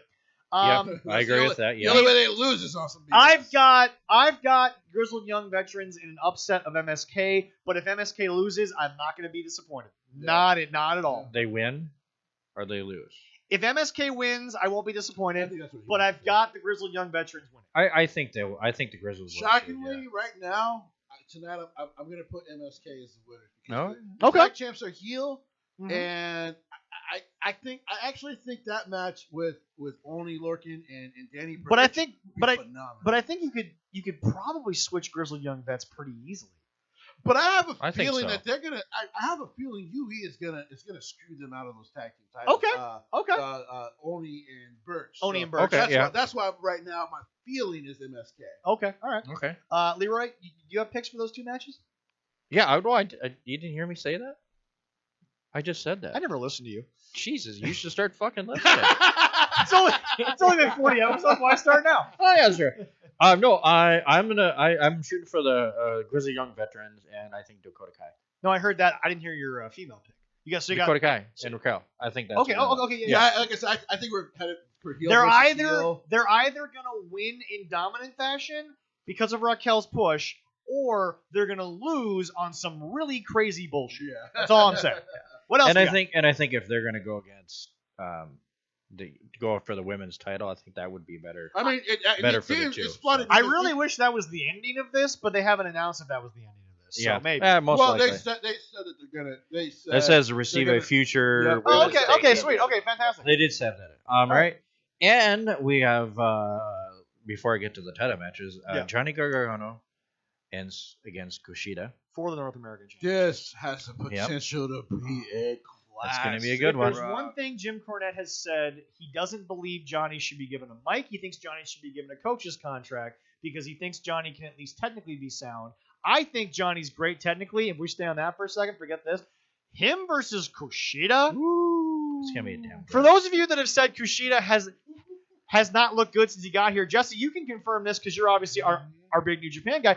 What was left for Kushida? He's not going to get a heavyweight shot over there. There was nothing left in Japan. No. He had already established himself as a top-tier junior. Yes, he did. Junior heavyweight. And because he was never... Now, Kenny moved up because of Bullet Club. Kushida was never going to be... The only thing they were thinking about Kushida for a short time was that U.S. Championship, the IWGP U.S. Championship. That was it. I don't have a problem with Kushida saying, you know what, I'm going to go make some money finally at this. Yes. Not that he was underpaid in Japan, but WWE's always got the more money. Yes, they do. So I'm going to sit here and say, look, and by the way, Kushida has been phenomenal since he got here. He's been absolutely great. Now, Don't forget, he's been... By the way, him with Alex Shelley that one night, I'm sad they didn't win, but my God, was that fun to watch. Wasn't that great? That was fun to watch. Oh, yeah. Holy shit, was I happy. This match, and I know this show will be over at some point soon, and that means I have to get ready, because I'm excited to see this Johnny match has Gargano the potential. Oh, my. Dude, this has the potential. The moment they started butting heads, I'm like, yes, Triple H, give this to me. We got we got a little over an hour. Give them. Give me half an hour. So I've got Johnny only because it's the crown jewel of the way. And the way they will screw Kushida out of this and match. the way has actually grown on me like a bad fungus, but it's a fungus that I can live with right now. I'll get it removed at some point. Yeah, you can go see. I agree. Get some good ointments. Yeah, exactly. Slowly. I think it'll be Johnny by some sort of. I think so. Moment. Yeah. I think so too. Okay, yeah. I won't be mad if it's Kushida because Kushida has proven from the moment he got here he can go, so he deserves something. Yeah. All right, and now we're coming up to the good meat of the show. Alrighty. We have the triple threat match for the NXT for Io Shirai, Toni Storm, Ladies and Mercedes gentlemen, Martinez. when I found out, I knew. I gotta do this for a second. Hold on. I'm gonna sit back. NXT has the best women's division in pro wrestling. Yes. The best. When I found out. All right, I'm done. When I found out. When I found out that this was going to be like Mercedes versus Io, I was hyped. When I found out that Toni Storm got involved, get out of here. I sat there and I was like, this match, oh my God. I don't think you're going to book a better overall talent match in 2021. And I'm serious. This could main event the show, people. This could main event any show. Yes. You could see this at WrestleMania and I'd be happy. Oh my God. I like watching Toni Storm. We all do. Fuck. But folks, all I'm saying is this. Damn good match. Io Shirai has been about as perfect in ring, out of ring, showmanship. She's been about perfect of a reign. I can't find a low point of her reign. I can't. Does anyone remember back in, let's say 2008, between 2008 and 2010? Okay. All the runs of great matches Shawn Michaels has had. Yeah. That's Io now. Agreed. That's 100%. Now. You got Mercedes Martinez, who, when she finally got here, I was like, it's about damn time. She is an old school beat down bitch, and I love her for it. And Toni Storm is just talented. Toni Storm can go. Oh, the way that she left NXT UK handcuffed was great. Yes, it was. That was the only use of handcuffs in wrestling in the last 2 years I've actually thought worked. So far, we've had problems with everything else. But she practiced her handcuffs at home. Well, Ronda and Charlotte did get arrested that one time. Yeah, well, you know. But no. The way that, was it Kaylee Ray got her out? Yes. The way that Kaylee Ray got her out of NXT UK, the way that she came into NXT, the way that Toni Storm has flipped. And by the way, her gimmick could have been heel or face. I don't think you had to completely change the whole thing. No. Yeah. But Toni Storm is just talented enough to hang with both women. The stories are built better for the other two, but that's because of the NXT UK run. But Toni Storm is just that good to where it's gonna work. Yes. It is a match where the talent level, in my opinion, if you really want me to nitpick, it goes Io, Mercedes, Toni. But the margin is so small. Oh yeah. I want to say this too, Mercedes. You are so deserving of this moment. Give it to her. 20 plus years in this business has helped grow a lot of the young female superstars we see now. Mercedes Martinez deserves this damn moment. Now, and so I'm going to go ahead and just tell people my heart wants her to win. I am going to say this. I love her. If Io wins, I'm not going to care. I'm not going to be mad. Yeah. But this is the Jerry Seinfeld Wolverine situation. Kill it at its peak. If you kill Io Shirai now, you don't kill Io Shirai. True. That is true. Yeah. She's so hot right now that this doesn't put her at the back of the line. No. This adds to the Joshi juice. And here's what I like the most too about this match. Because when I turned it to the triple threat with Tony, I said, listen, if this is the way to get the title off of Io, Tony's not the worst person to take a pin. No. Doesn't hurt her. No. She's still a damn superstar. We'll get another title shot. That's the thing. Even if Io wins, she loses the two legit built badasses. Yes. It doesn't. It's not Johnny with Leon Ruff, although I think Leon Ruff took that and ran with it. Yes. I love Leon Ruff right now. It's been great. Anyway. Well, so, if Martinez, if she could win, I'm with Jesse. My heart says Mercedes, but okay. You know what? A lot of people tell me that I hedge my bets when I say this, but I'm going to say it. I don't care who wins because it's going to work out no matter who wins. Well, if Io loses, it can still set up a great match I could see Io around WrestleMania. I could see Io versus either of the losers would be great. Oh yeah. Yes. Fantastic. So it does. It set up WrestleMania to the road to there. That'd be great. Yeah. By the way, her getting out of Retribution was the smartest thing that happened to her. Well, now, okay, hold on. I'm not okay. And I like Retribution. I want to point out, I'm not here to defend everything Retribution's done. I'm here to defend the fact that Mercedes Martinez just flat out said it's not working for me. Yeah. It's not where I feel like I'm the best at, and she just simply asked to be let go. Yeah. It worked. Yeah. All right. What's next? The main event. Yes. Good old Finn Balor against Pete Dunne for the championship. This is going to be a 5-star classic. God, yes. They're going to give them 40 minutes. Something I'm going to cream my pants. And it doesn't matter who wins. that's how I feel about it. I have no negative comments. I have none. What more do you want in a match? You have what you think is the best version of Finn. Oh, what Edge said, he's hot. I do love this version. Like Edge said, you're operating on a higher playing field than I've seen anyone in the last 2 years. And he is. I'll say this though, it's just there's something special about him in OGBC. Oh well, yeah. There's something so special about Prince. But here's what I like about Prince Balor. Okay. You get a little bit of that. Yes, you do. You get a little bit of the new school you got. And by the way, for those of you out there wondering, if there's anyone that I think Tama would be okay with flying the old school BC flag, it's definitely Prince. Well, he already said. Yes. He already said he wanted New Japan to reach out to WWE so they could do something with Finn Balor. Oh yeah. So like, do you think Tama would let AJ do it, or do you think? Well, yes. Yeah, I think he'd be okay with AJ. AJ would see. Here's my problem. Problem with Kenny. Yeah. Kenny used Bullet Club both on and off camera to get things. AJ just used it on camera. Yeah.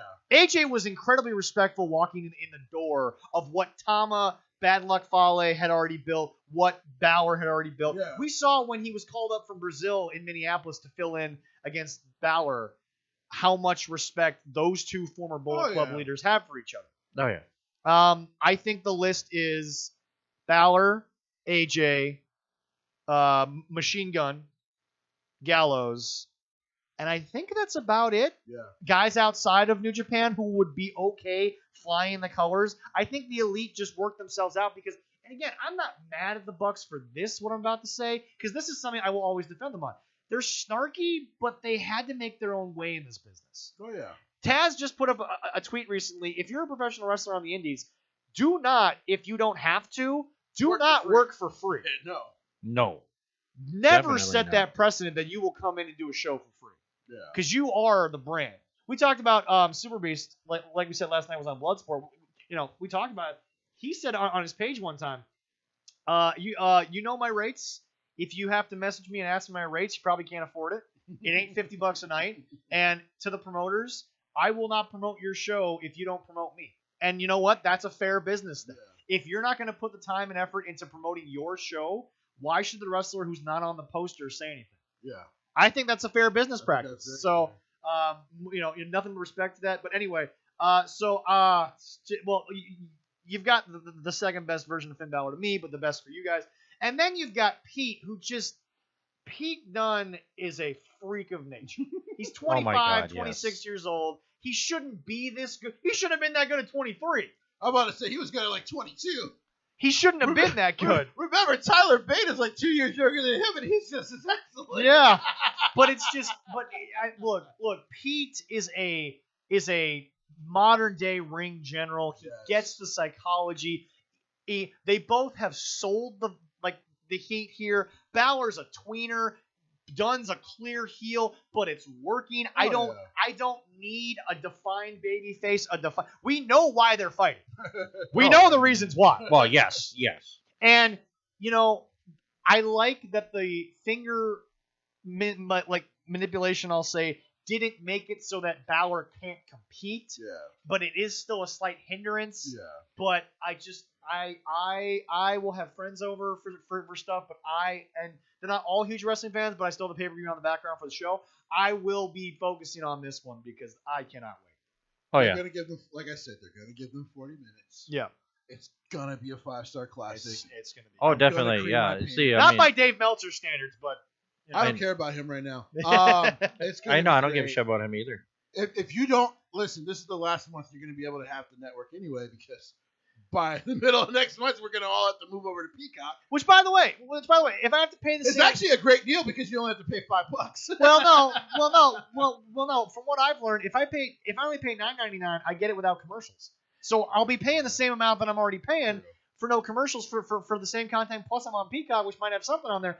I don't actually care about this movie. And by the way, we said on the show, I ain't saying no to 5 years, $1 billion. You freaking kidding me? I wouldn't either. Yeah, they're supposed to send an email, so eventually we'll get an email saying what they're going to do, and hopefully... I'm not sure if we're automatically grandfathered in through our email, or if we have to do the sign-up ourselves. I don't really care either way, but folks, again... I just hope we're grandfathered in for the price. Well, but here's the thing. I paid $10. No. If we're grandfathered in at the $5.99, I'll just upgrade to the $9.99 because then I can go ad-free, and I still get Peacock. Yeah. So, I mean, I'm not mad about this.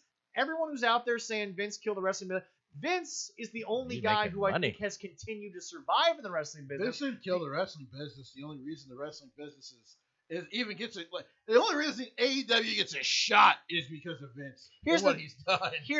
And I don't like everything. I can't get mad at Vince for seeing where wrestling was going and just deciding to deal with it. Yeah. We all know he had the 24/7 network back in 2006 that nobody was doing because streaming wasn't a thing yet. Yes. So when streaming came up, launched the network. Now, why would you do everything yourself, maintain it yourself, when you can sell everything to somebody else and make a buttload of money for it? Damn Once again, they've been actually losing money on the network for years. Oh yeah. No. By the way, can I just say this? And a lot of people bring up Jeff Bezos. Well, hold on. A lot of people don't like Jeff Bezos. A lot of people don't like Jeff Bezos because of how rich he is. But can I also? But can I just? He's also ugly. Yeah, fair enough. If I can make this counter argument, all the people that hate on him, are you telling me you would have done what he did? Jeff Bezos doesn't come along. Amazon's still selling books. I mean, that's a good question. The visionaries are not supposed to be liked. The visionaries of our time make more money than us, and people tell me I'm automatically supposed to be predisposed to hate him because of his money. I don't. Okay, if Jesse here doesn't like Jeff Bezos, but if Jesse tells me that he would go back, become the CEO of Amazon, and do the same thing Jeff did, then fine, I'll let you hate him. But Jeff Bezos is just the guy who decided we are a small-time bookseller. Because Barnes & Noble was kicking their ass for a long time. Then all of a sudden, you start selling everything else, and it's like, you can't argue with the results. Oh, no. It's ultimately the most successful company of all time. The only thing I argue with is everything after that, but that's business. That's about it. That's people's things. Yeah. So like I said, he's Lex Luthor, but that's. But anyway, this is my point: is that trying to fight Superman? Did you see him trying to He's got his own robot that he was learning he does, to fly with? Yeah. I'm like, he's really trying to fucking. He's legitimately Lex Luthor. Oh my it's great. God. That's messed and up. I think that Elon Musk will soon become Brainiac. But anyway, he's ugly enough. Anyway, geez. but no. Vince is the visionary that is not supposed to be liked by the people who didn't do what he did. True. Vince saw what wrestling... okay, here's the deal. You're mad at Vince because he took a wrestling company and made $1 billion. Yeah. You're mad at him for that? Are you kidding me? Some people get mad because he was like, why did you start calling the wrestlers superstars? Why is it... And here's the thing. I get it, but it's not like he ever took anything away from the pro wrestlers. Well, not only that, but it's like Vince. And really, in a sense, because he decided to make it into an entertainment conglomerate, he allowed a lot of his wrestlers now to become. I say it all the time. Rock and Stone Cold. Rock, John Cena. And by the way, Triple H has been in some shit new movies, but Triple H. We don't talk about the Chaperone. We don't talk about that. I was entertained a little bit on his movies, But anyway, these are your kids. But anyway, you're gonna bow to the game. But anyway, hear me out. We are sitting here demifying a guy who had a vision of the future, and you know what? Okay, some people are like, Jesse just said he allowed them to be entertainers, but what about the third party thing? Here's the thing, though. If it violates your contract and you sign that contract, that's your fault. I'm not saying Vince is right for doing it, but if you're violating a contract, that's your own damn fault. You signed the damn thing. They're still working that out. Exactly. But also, are we not sitting here saying that Up, Up, Down, Down isn't doing great by aligning itself with WWE? Yeah. Xavier sat there and said, why would I not align myself with WWE? Why would I not do that? Because the company actually openly now promotes your shows on everything. Exactly. And he's now got a hosting gig because of all that. So the whole thing about it is that, folks, there's a way to do it, which is the way Selena Vega did it, which is standing up for yourself. I'm not mad at her. I get it. No. But at the same time, okay, you're going to sit here and tell me the only way to do it is Selena's way, and I'm like, Xavier Woods, case in point, end of story. I'm not saying Vince is right for it. I think this is old crotchety Vince. I've already said that on the show. But if it violates a contract, you signed it, get over yourself. Number two, Xavier clearly found a way to make it work. So I don't understand why. And to be fair, people don't really follow updates. He is now so recently it was reported he is working with the wrestlers and Twitch to get that straight. All he wants for them to do, and yes, he's being an old crotchety old guy, but he just wants them to put it under the WWE umbrella if they're going to be using, because to him, if they use the names that he's giving them, AJ Styles is different. He owns his name. But he couldn't continue the channel because he works for Brent. So the only thing that he asked was, if you could put it under the umbrella, we will actually openly promote you. Right. So, and Paige has talked about this. It's a process. And as far as I'm concerned, nothing against Paige, because I know that. And Paige actually has kind of backed up without too many issues. So. And by the way, I want to point out, Paige was in the top 15% of Twitch. Yeah. She was clearing $45,000 a month. Yeah. If Vince wants a piece of that, why not? Okay, give Vince $5,000. He's more than happy. You're still clearing 40 G's a month. It really, when I read the story more, it's not that Vince wanted a piece of their pie. He feels they could get more of the pie because they're under his umbrella. But again, I had no problem time out. with that. But again, that's the visionary over the people doing it. Yeah. Yep. Leroy, you and I, Which I had no problems with him stopping cameos because cameos are stupid anyway. But no, Leroy. Entertainment and funny with that one. You and I could go back in time, and you and I could take over Quick Trip. Are you and I going to take it to where Don Zitlo did? I don't know. Yeah, I mean, I could probably make it better. Well, fair enough. It is the gas station business, which means it's gas. You just got to be Everybody ruthless. has gas. Everybody's got gas. You just got to be ruthless, man. No, not it. But my point is this. No.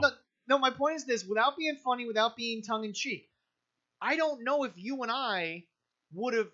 And again, obviously, you and I both know the history of Quick Trip because they teach it to us. Don had moments where he had to make tough decisions, buy people out, this, that. I don't know if you and I would have been able to do the same things he did. I don't know if you and I could take Quick Trip from what he originally bought and create it into a soon-to-be billion-dollar corporation. Yeah. I don't know that. He had his vision. And he did it. Vince and had he's his incredibly vision. Successful. And boom. Yeah. And again, folks, Jim Cornette has said it multiple times on his podcast. You both know this because you've watched back far enough. There's the combination of Vince is up for A, greatest promoter, and B, the guy who killed the wrestling business, but at the same time, Jim acknowledges no wrestling territory really got destroyed. It just kind of died out. Yeah. They kind of outlived their life.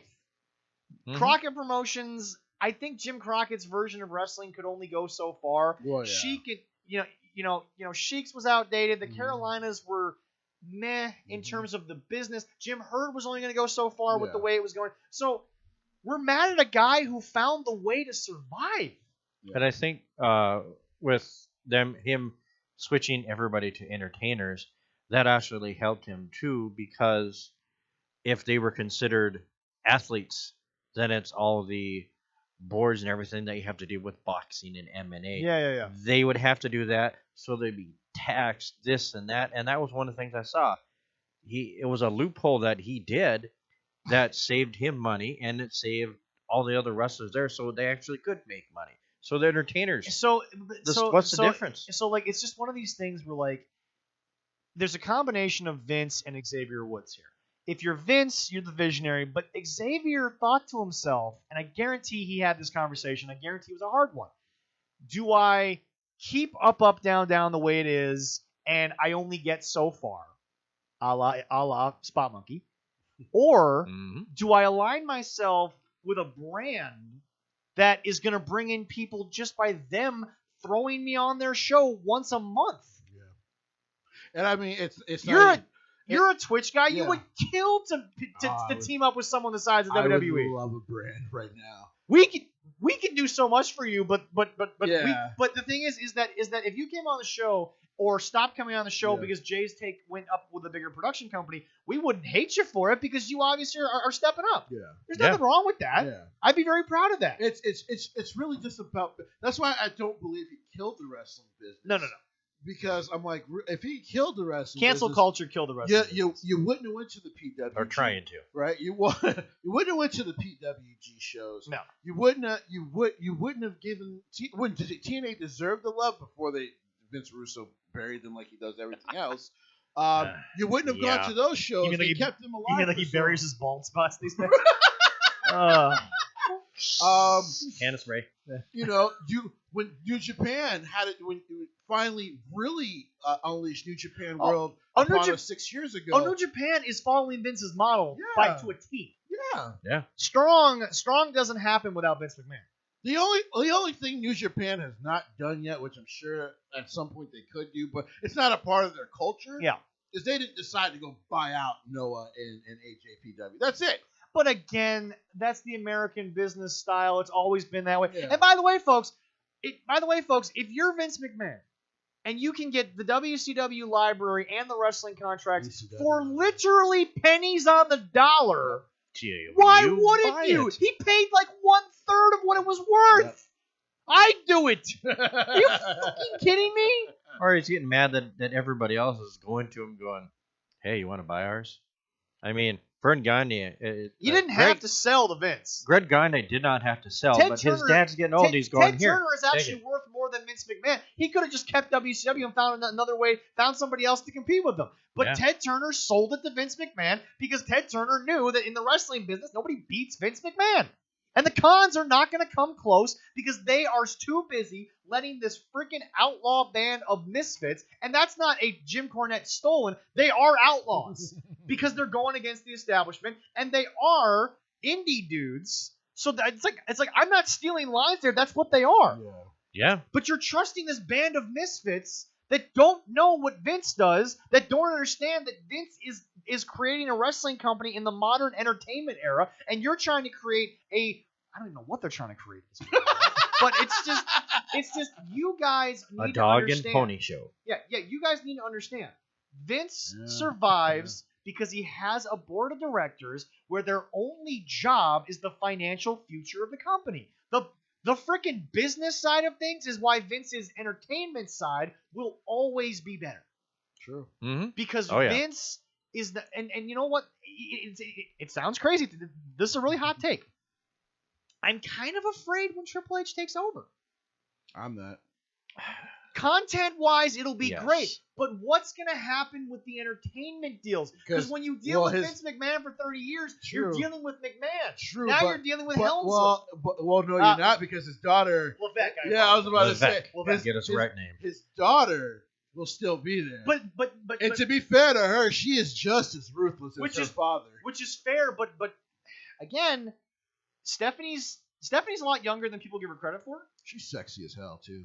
There you go. I don't care if Paul beats my butt. But my point is, she is damn sexy. But my point is this.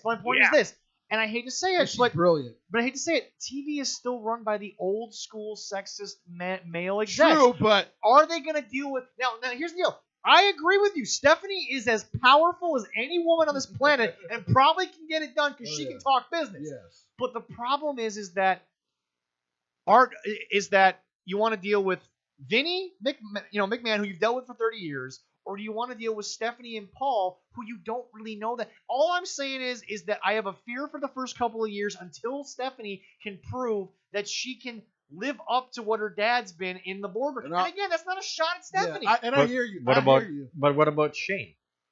Is he going to be involved with it as much? Here's the thing about Shane. I don't know. Here's the thing about Shane. Yeah. In my opinion, I think Shane is getting to the point where, like, you know what?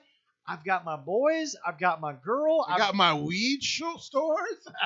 Shane is also universally known in the back as one of the most cool, chill, rich dudes in the world. I don't think he cares. I don't know if Shane has the passion to do what Vince has done, because it's been proven that Shane was the athletic side. Stephanie got the mind.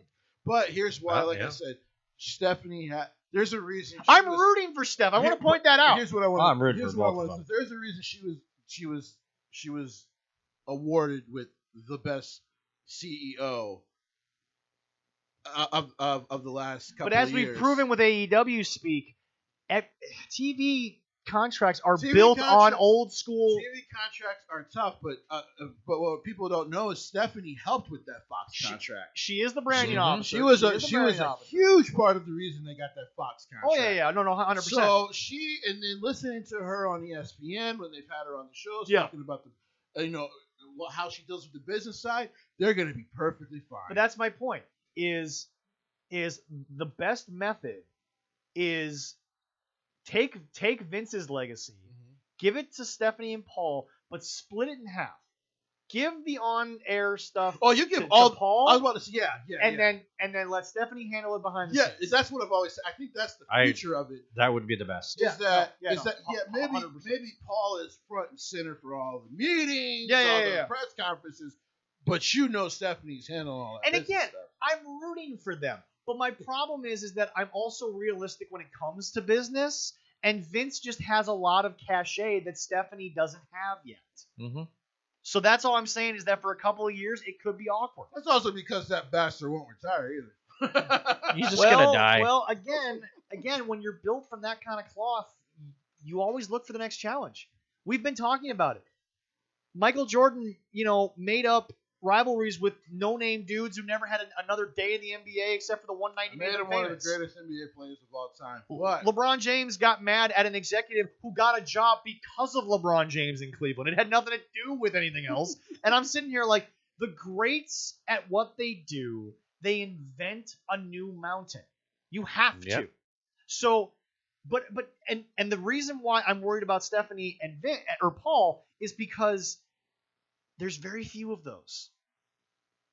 And you can hate Jeff Bezos for whatever he's done. You can't deny he's worth $185 billion for a goddamn reason. We'll wrap things up here in a little bit, but like, I mean, my whole thing about this is that, I mean, I'm a little worried. Not that I don't think Stephanie can do it, but I'm not concerned. It's not Stephanie I'm worried about. It's the world outside of Stephanie. True, but that she can't control. Even with that, I'm not even concerned. That's fair. Seriously, listening to the business calls and all that.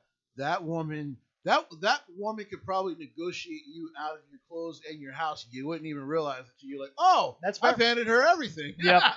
She's just as ruthless as her father. So they're gonna be fine. Yeah. But that's why people are like, they want Triple H to take over the creative side. Yeah. Because it's needed. Yep. And I love Vince, but it's needed. Because listen, you can just tell while he has the overall say. Yeah. We were just talking about SmackDown earlier. Name 2 things on Raw that are better than SmackDown.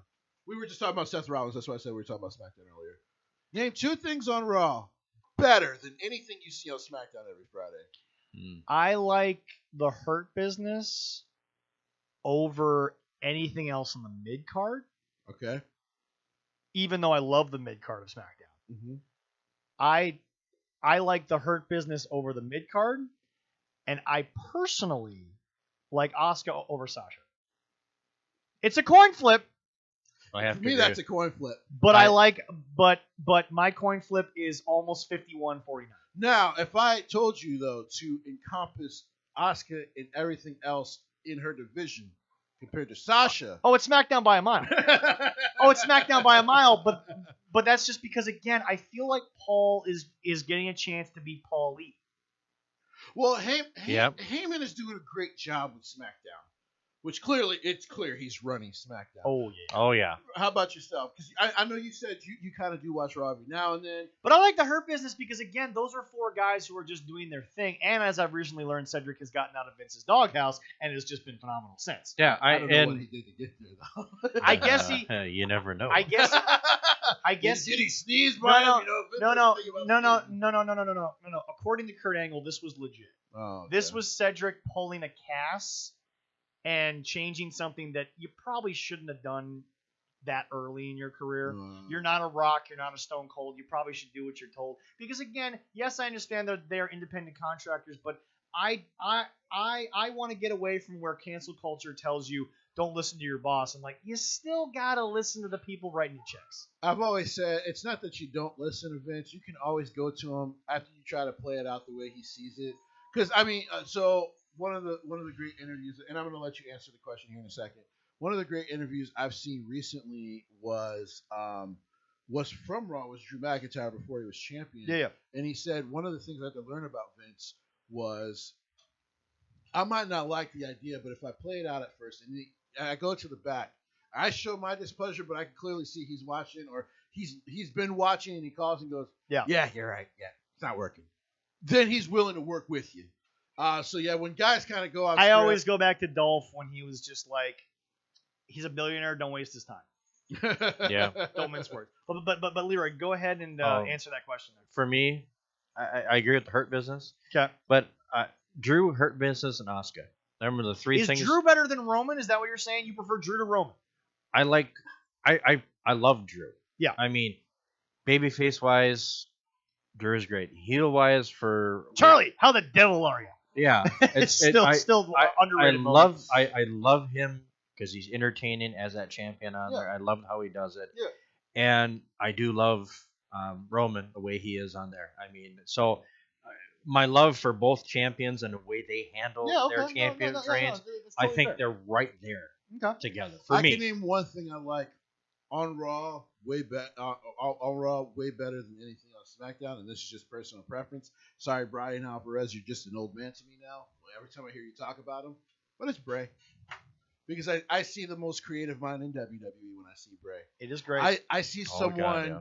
I see someone who's the highest merchandise seller, who was the highest merchandise seller before. And by the way, just because Jim Cornette said, "Can we get off?" This is one of those things that I have vehemently disagreed on Jim with.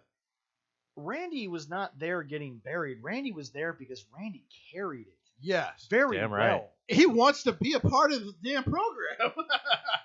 He truly cares about the program. You can tell he does. Randy, that was one, surprisingly, despite the whole kid aspect to it, that was one of the most engaged that I've seen Randy in a long time. Truly, oh yeah, that's it. It's going to be interesting. And if he's faking it, then he's faking it better than he used to when he wasn't. But the truth is that was some of the most engaged I've seen Randy on screen in a couple of years. Yeah. Oh yeah. So God, next we're going to have a lot of crap to talk about next week. I can't wait. One, talk about the pay-per-view, what's going to be in about about a half an hour. And before we go, I just want to say, we were supposed to talk about this, but I'm just going to throw it out there. Impact, I think by the middle of the year, if this New Japan thing works out, will be the best wrestling promotion in America. It's got a talent roster. The roster's great. Oh yeah. And now you add New Japan. You know what that means? Because right now, if you get more of them on AEW, it'll help the show. Oh my God, it'll help the show. But anything can help. Anything. Oh my God. You might actually need Doink. Doink? The clown? Yes. He's up here. Yeah. Doink the clown, you mean Kenny Omega? No, that's actually real Doink. He's up here. How quickly I've now turned on Kenny. He actually finally won the championship, and I'm just like, the hell with this guy. And I haven't done much. Kenny did it himself. I don't want to take any credit. But I just want to say because we didn't get the chance to address it. Yeah. Well, that happens. With New Japan. Subject to change, folks. Right? Perfect name for the show. If New Japan is more involved with Impact, it will be. I think by summer we're all going to be like, this is the best thing I watch every Tuesday. Which is fair. Because if you're talking about combining that talent from New Japan to Impact, which has been great, people. I'm telling you, great things are coming for Impact. All right, ladies and gentlemen, once again, we thank you guys so much. You can find us at 13 Card Subject Change on Spotify. We're on Podomatic.com. We are looking into Audible.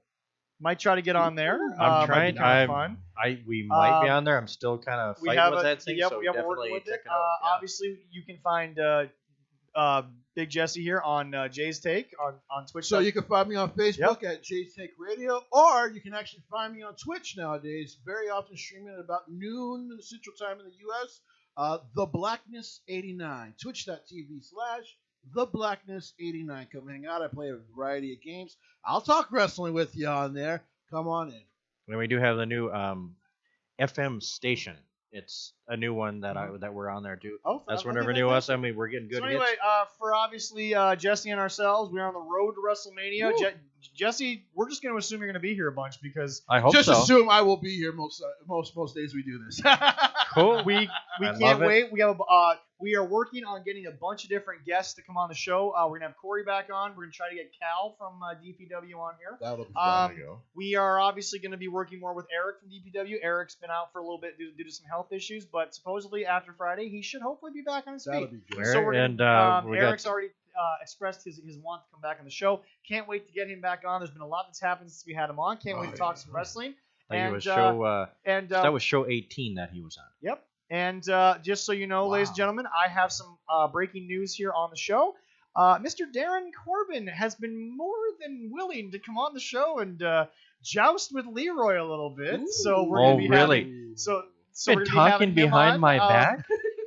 Darren has said he hasn't caught up with a lot of the current stuff, but I think we can still get him into that. Oh my God. Hey, just talking to Darren would be great. Darren said he's been focusing on a bunch of the old stuff. We're never against talking about some of the older stuff. We also would like to ask him some of his opinions on the way the third-party agreement works, because obviously Darren is a pristine third-party type wrestler.